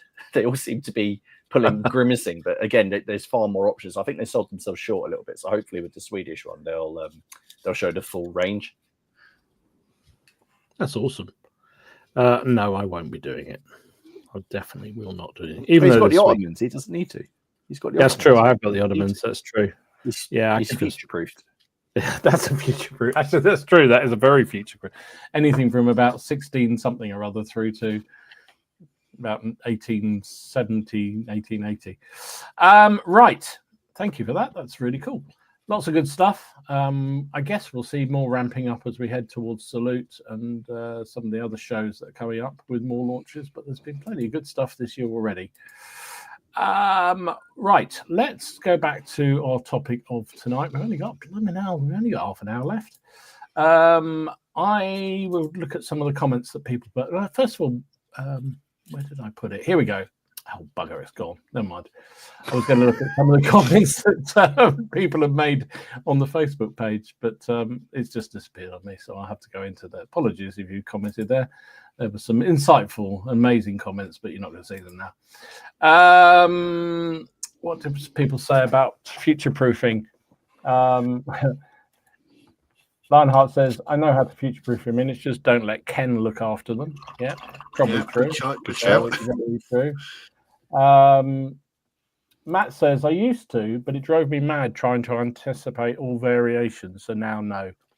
Yeah, I mean, you don't know what you don't know, and you know what you know, don't you? It's very difficult to predict where rules are going to go. Old School says he always plans for multiple rules. Good man. I think that's the safest way if you can. Some of them are easier than others to do. I know Alex said here, I try and make up units to fit both Saga and Lion Rampant. And because they're all individually based, that's relatively straightforward to do, isn't it? And did you see, I saw Travis did his latest one of an update, I think yesterday or today, I forget exactly where, but he was talking about he's built or updated his British late war, Second World War figures, and he's deliberately built them with bolt action and chain and command in mind. So he's built the unit compositions. He's got extra figures we can put in or take out depending on which. And I think that's a really clever way of doing it, making sure you've got that option. I'm just looking through some of these. Martin says, yes, if an army works for three or four rules, then as a result, hate to rebase. Yeah. I think rebasing must be the thing that most people hate the most, especially your tanks. I mean, it's hard work, isn't it? I wonder how that question's going on the quiz, on the survey. It was quite tight last time, if I remember. It was 50-50. That and the varnishing question were always quite close. I think the tank basing one, of all the years we've been doing it, it's slowly creeping up to more and more people coming to the good side of basing tanks. Precisely. We'll find out next week. It takes a lot of editing to stop people getting into the Facebook that don't have that on there. I think he looks better. He's allowed it. Wargaming History says, I love diorama basing. Building both sides anyway. I prefer big battles killing thousands, not ones and twos. I guess again that's been part of the change. Is the like you were saying earlier, Martin, about rules that you remove casualties. Not many rule systems now you need to remove casualties, so that means you can be much more flexible with your basing, and you don't have to worry about it too much. So I think that's probably helping the system. Rules are definitely much more user-friendly now for games. Flexible, that's it. David Benton says, so many games are base size agnostic as long as both armies are based the same. Yeah, dead right, David. And I think, like we've all talked about, I think if your gaming buddies are prepared to, kind of be flexible, it doesn't matter. It doesn't matter. It really doesn't. Really shouldn't matter. Unless you're going to be a die-hard competition gamer where, kind of every little millimeter makes all the difference, then that's a different setup. But if you're just playing for fun or just playing around a club, then it shouldn't really matter. Basing should, it's true. I mean, like I say, a little bit of housekeeping, you can get around it. Like I say, we're going to be playing a few games. All his stuff is individually based, and all my stuff is multi-based, and it's not going to matter one single jot. Yeah. Dermot says, ready painted miniatures that can have large armies on the table in a few days, not months or years. We've had members sell part of their entire range of metals and replace them with faux fun miniatures. Yeah, I can believe that. I know that people are very big advocates. I can't get my head around it. I like the look of them, but the fact you can go around the side and they disappear just worries me. It really worries me. My biggest, James says, my biggest basing worry is when Martin brought up Simon Miller's stock of. I need to put an order in. Actually, I need to do an order. There we go. Yeah, it's a terrible thing. Squiggly bases. Reese says, I base things how I think they should be based for the correct historical look according to my own subjective interpretation. If I can't find rules to fit them, then I write my own. Good man. Good man. Indeed. Lazy Pirate says, built both sides for AWI Sharp Practice. Now me and a club mate are playing through this Swamp Fox campaign. Yeah, definitely. If you can build both sides, it doesn't half help. Or if, it does. If you've got a mate and you build both sides for a Sharp Practice, and he builds Sharp Practice AWI, and he builds both sides for a Sharp Practice, I don't know, Indian Mutiny side, then at least you can swap around different periods, but you're both building something to bring to the party. Barry says, Sabbath bases have been a game changer for me. Other than that, my hobby proofing method is just having enough models to strong arm my 40k friends into playing historicals with me. Yeah, definitely. Having two sides makes all the difference. Matt says the base size generally doesn't change in 40k, and the units are always the same. They just change the points and their rules. So yes, generally future-proofed. Okay, I'll take your word for it, mate. And Lupus says, my 25mm Rouge Trader Marines updated by getting another base added to them, so now they fit better. Fair enough. Yeah. That's what when I did those Space Marines last year for Grimdark Future one-page rules. The only thing I did to them was I rebased them. I put them on the bigger bases that Marines and stuff come on these days. And they do look better. They do look better on those bigger bases. They do. Yeah. What about, well, we're running out of time, but just one other question about future-proofing I want to get your thoughts on. So do you consider, or do you ever, I think I know the answer to Steve on this one, but we'll go ahead with it anyway, stockpiling figures for future projects that you think you might do, or extensions to existing projects in readiness for price increases, or making sure that you think, well, at some point I'll get around to painting them, and so I'll get them now because they're relatively cheap, or there's a deal going on. Would you ever do that? Have you ever thought about doing that?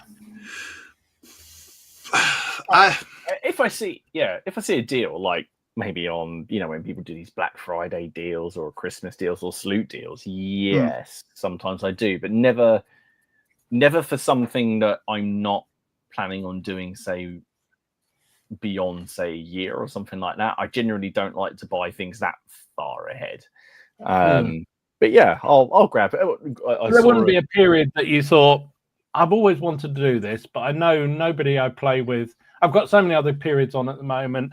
So many people I play with that I'm not going to fit this in. I really would like to do it at some point. So I'll buy the figures, and then, when I got time, I'll get around to it. You never thought of that? No, I don't know why, because it would make sense.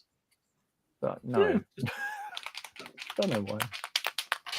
It just occurred to, I don't know. Steve, I know you haven't got any room, have you? Yeah. No, I'm running out of space. With me, it's like if I see something like Black Friday sales, yeah, I'll generally have a look. And if there's something on there that's going a bit cheaper than that, I'd normally get it. Occasionally, I'll buy, if I see cheap Napoleonics or cheap Napoleonic boxes, they're always good for the Term 28 stash. You can never have too many of them. It's always good to have them in.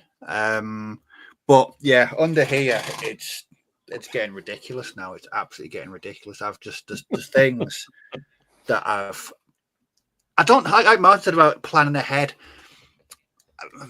There's not many things I thought I'll buy them and I'll work on them sort of 9 months or so. It's normally because I've got a really short attention span and concentration span. I'll buy it because I'll paint that over the weekend, or I'll paint it next week. So, and then I generally get distracted by something else. Then that goes in the stash. I mean, I was looking down there. There's War Games Atlantic First and Second World War stuff that I have barely touched. Barely. I mean, the British Expeditionary Force stuff. I think I've painted. No, I haven't. I've painted none of them, and I've built none of them. It's just there. Then the German World War One stuff. I've been using that for weird stuff. Yeah. And it's just, I think for me, as someone that likes to kit bash and combine kits, it's just helpful having just kits knocking around. You never know when you're going to need a good old route through the stash. Yeah. Because like I said, talking about my mate doing Oathmark, I've said to him, I've got a box of human. I've never frozen a turnip. I can't. Imagine make a pretty hefty cannonball if you did freeze a turnip. Would do, actually, to be fair. Yeah, I've got under there somewhere is a box of Oathmark human infantry. I've said to my mate you can have because I'm never going to get round to using them. So you might as well, make use of them. Yeah. But it's strange. If I've got ideas for a project, I will buy all the things together. And sometimes they'll sit for a couple of months in the stash. But yeah, generally it's just sales. If I can pick up a bit of a bargain. It's funny enough. I was trying to think because I do, as you know, I tend to buy everything I think I'm going to need and more for my project that I'm thinking about doing. And it may take 3 months, 4 months, 6 months to get around to starting, but I'll generally get around it. It's not much longer than that. I don't think I've got anything that's really long term like that. But you mentioned World War One. I've got about 4 boxes of those World War One boxes that I bought because there was some kind of deal, and I thought I have no idea when I'm going to use them, but I kind of like the idea of it, so I've stuck them in they're under the table back there, and at some point I will use them for something. I'm just not quite sure what.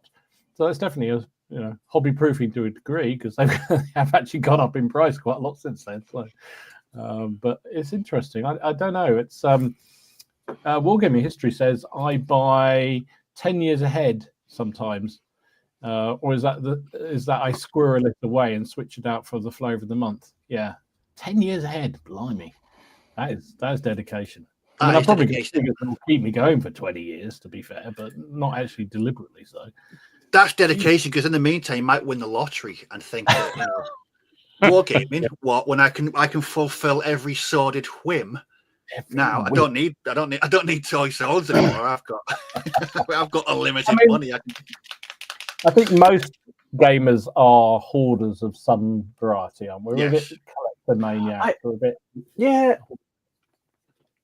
It's the only thing I think I would ever have a hard time justifying to myself and possibly my wife would be, here's all these stuff that's arriving. So are you doing anything with it? No. What? Like we could use that money now or something, I could see derision. Like rather than she wouldn't want to use it on like decorating or something. She'd be like, why aren't you buying something that you could enjoy now? And I think so, for example, my Great Northern War stuff, I could have started buying that a couple of years ago. I could have bought these STL files, I could have picked up e-ball miniatures, but I didn't. I kind of like to at least be able to start a project within a few months of starting to pick up the models. Right.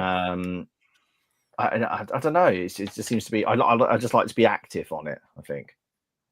But like Steve said, it's quite helpful just having bits hanging around. So I'll always pick up Wars of the Roses sprues. I'll always pick up infantry sprues because I it's an ongoing, never-ending thing. So I'll always pick those up if I see them going cheap or if whatever.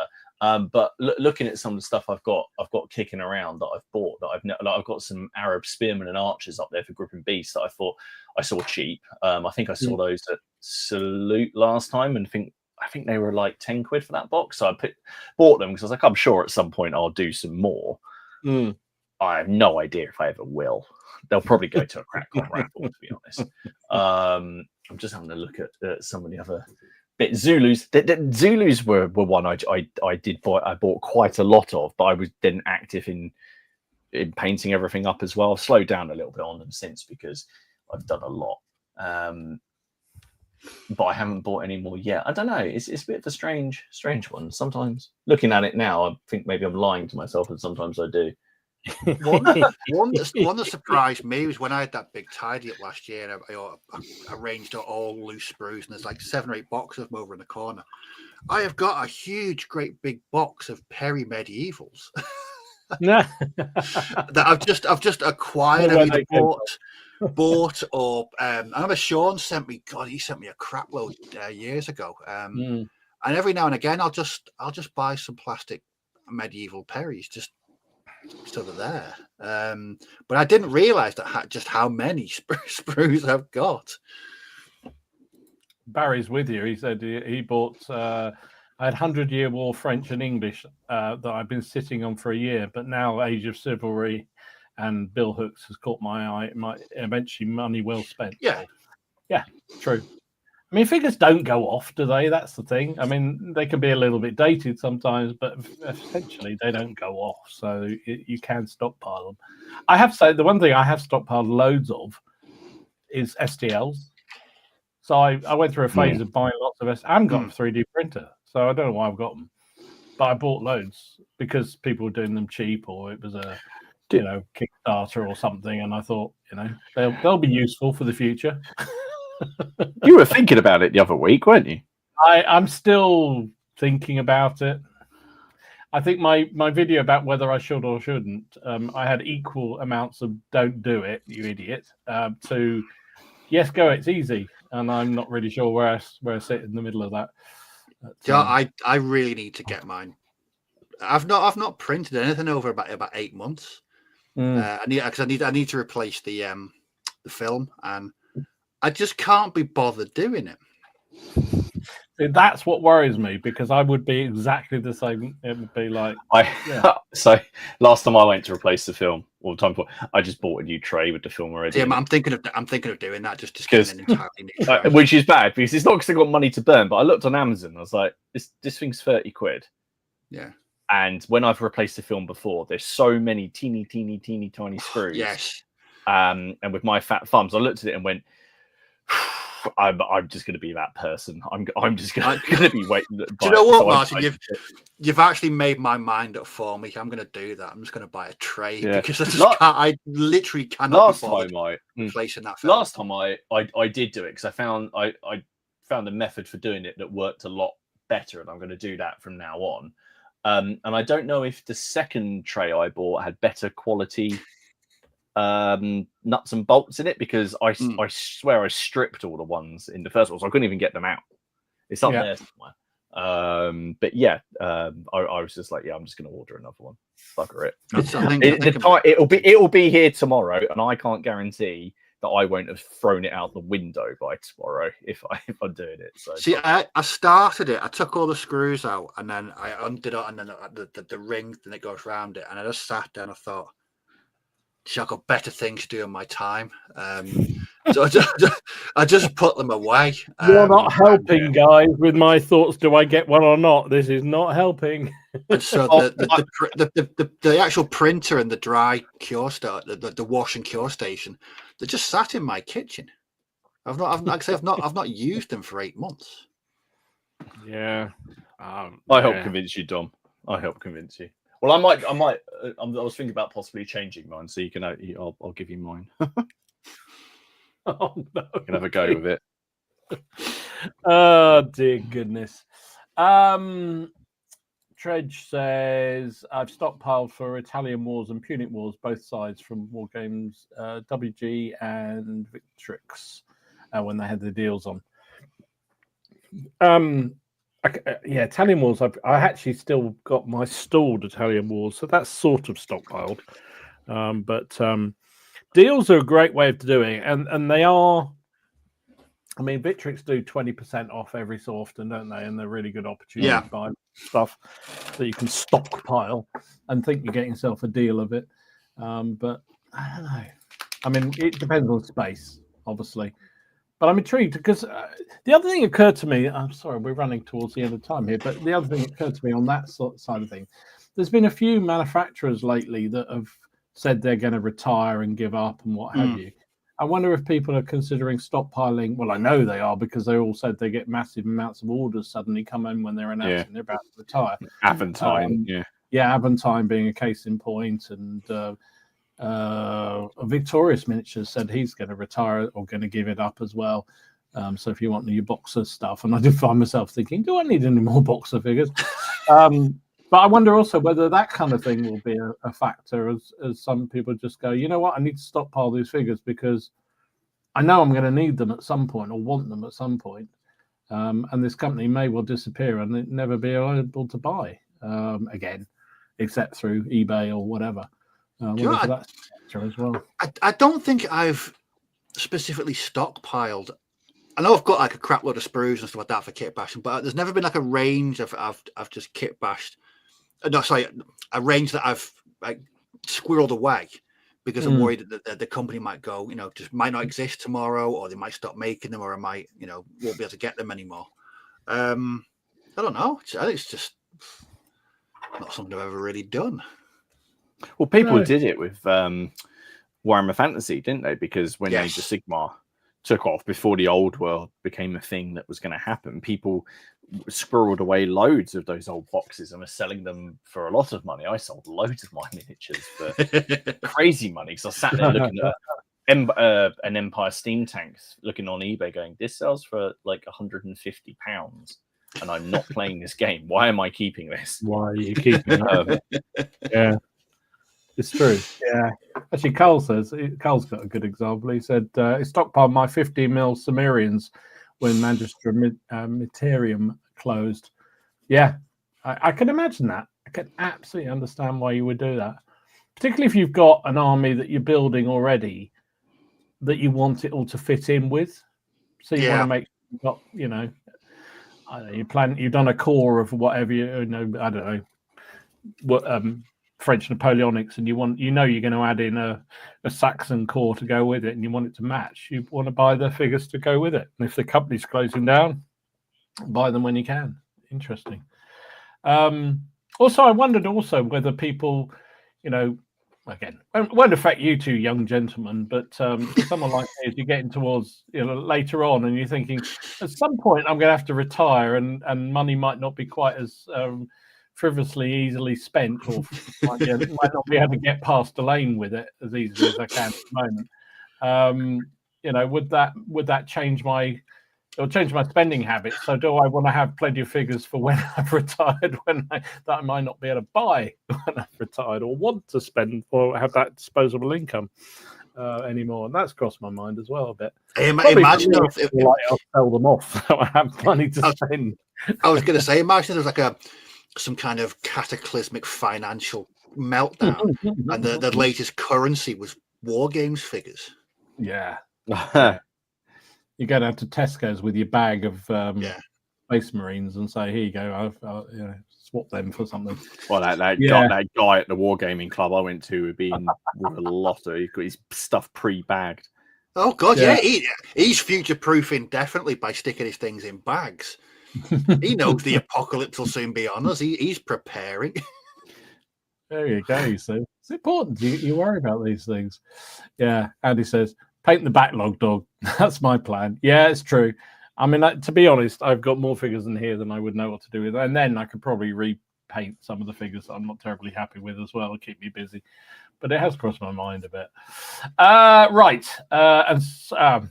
Big Small Worlds, a bit like you, Martin, who says, both of you gentlemen, never sold a figure, can't do it. 1983 to today. Occasionally I paint them to give them away, but the ones are painted for me and I still own. Good man. No.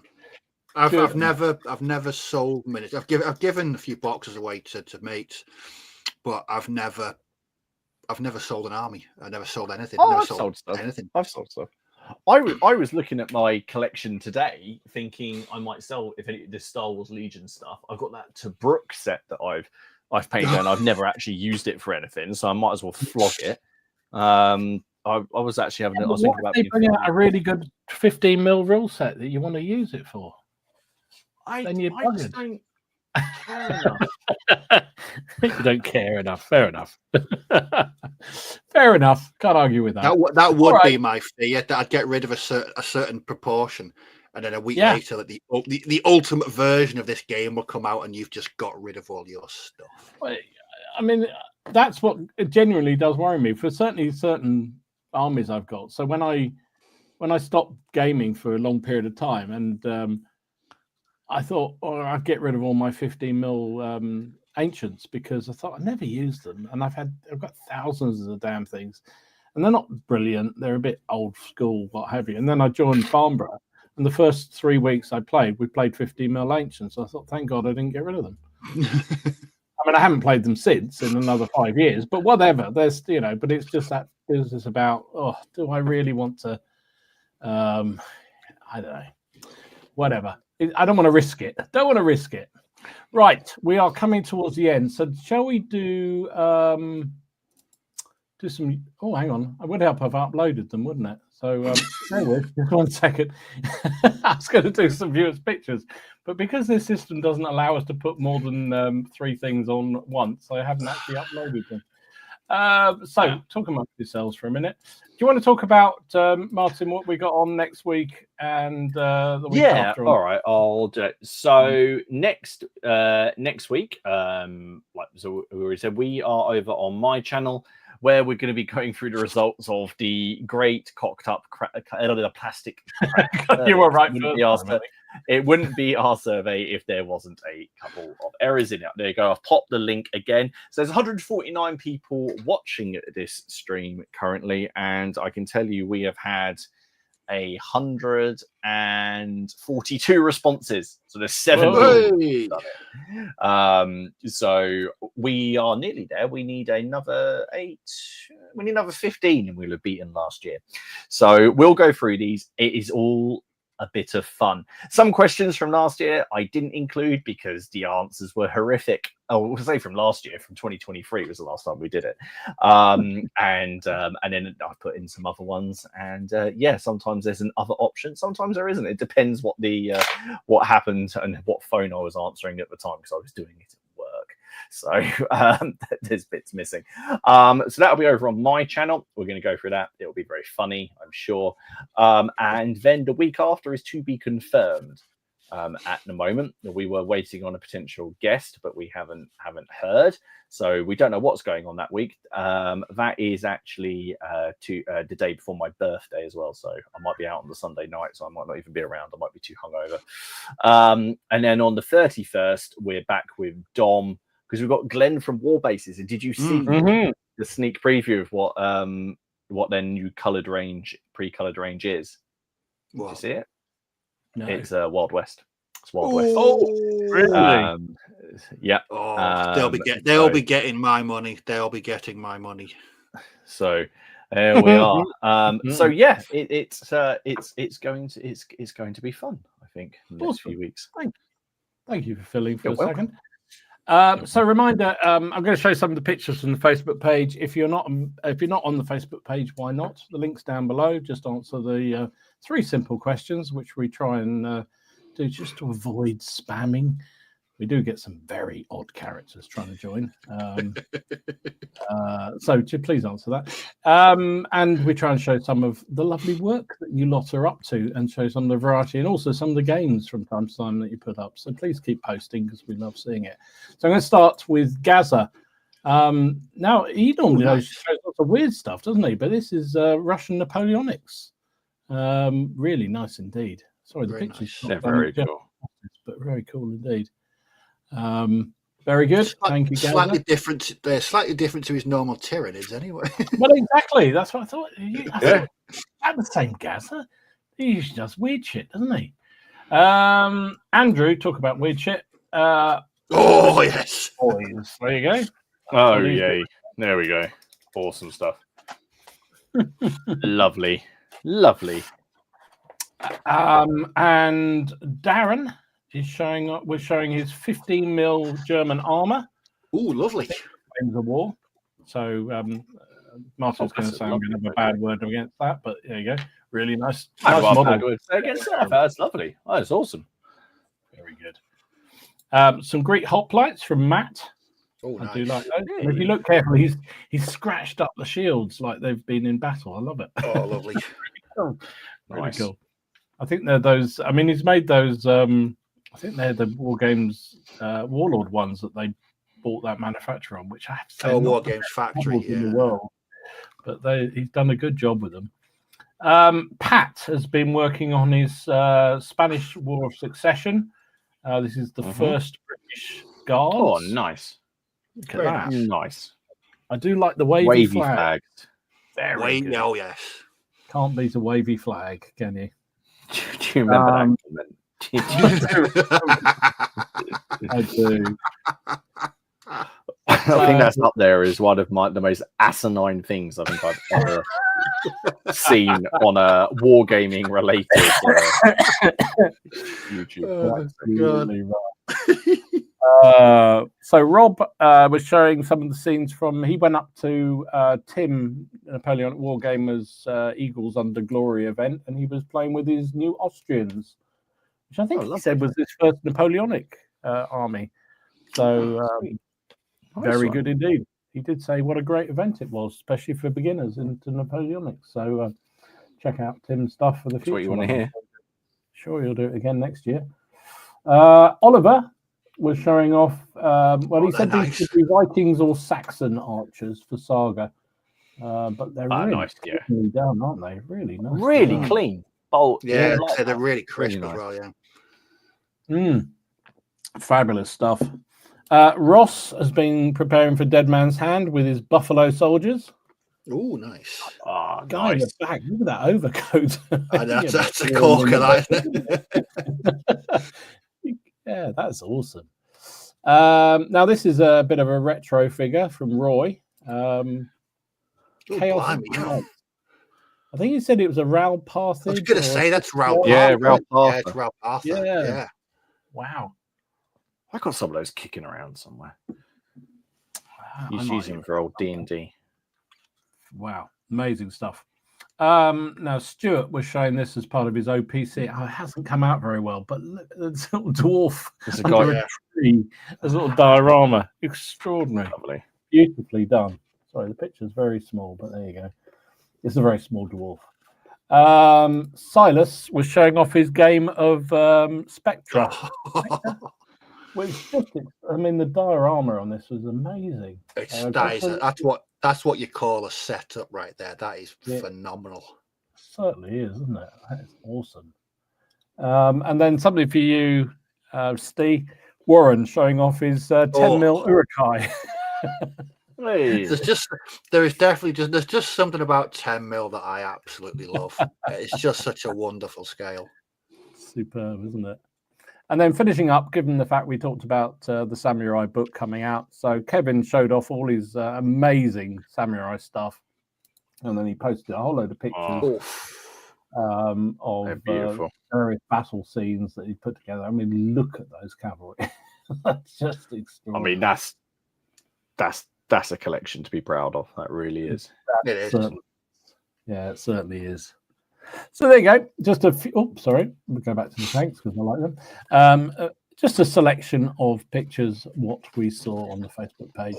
So we are into overtime. And because Steve will charge us extra because he's being kept away from coffee, we better finish it up. So thank you for everybody watching. Really, really appreciate it. As always, you join us on a Monday night. Next week, as we say, we'll be on Martin's channel. So come along and join us. Hopefully, we'll find out what you lot are up to through the survey. Thanks, everybody. Make sure you hit the like and subscribe button to all our channels, please, please, please. And we will see you all again next week. Thank you very much indeed. See you, everybody. Bye-bye. Bye. They're trying to find the video. There we are. Come on.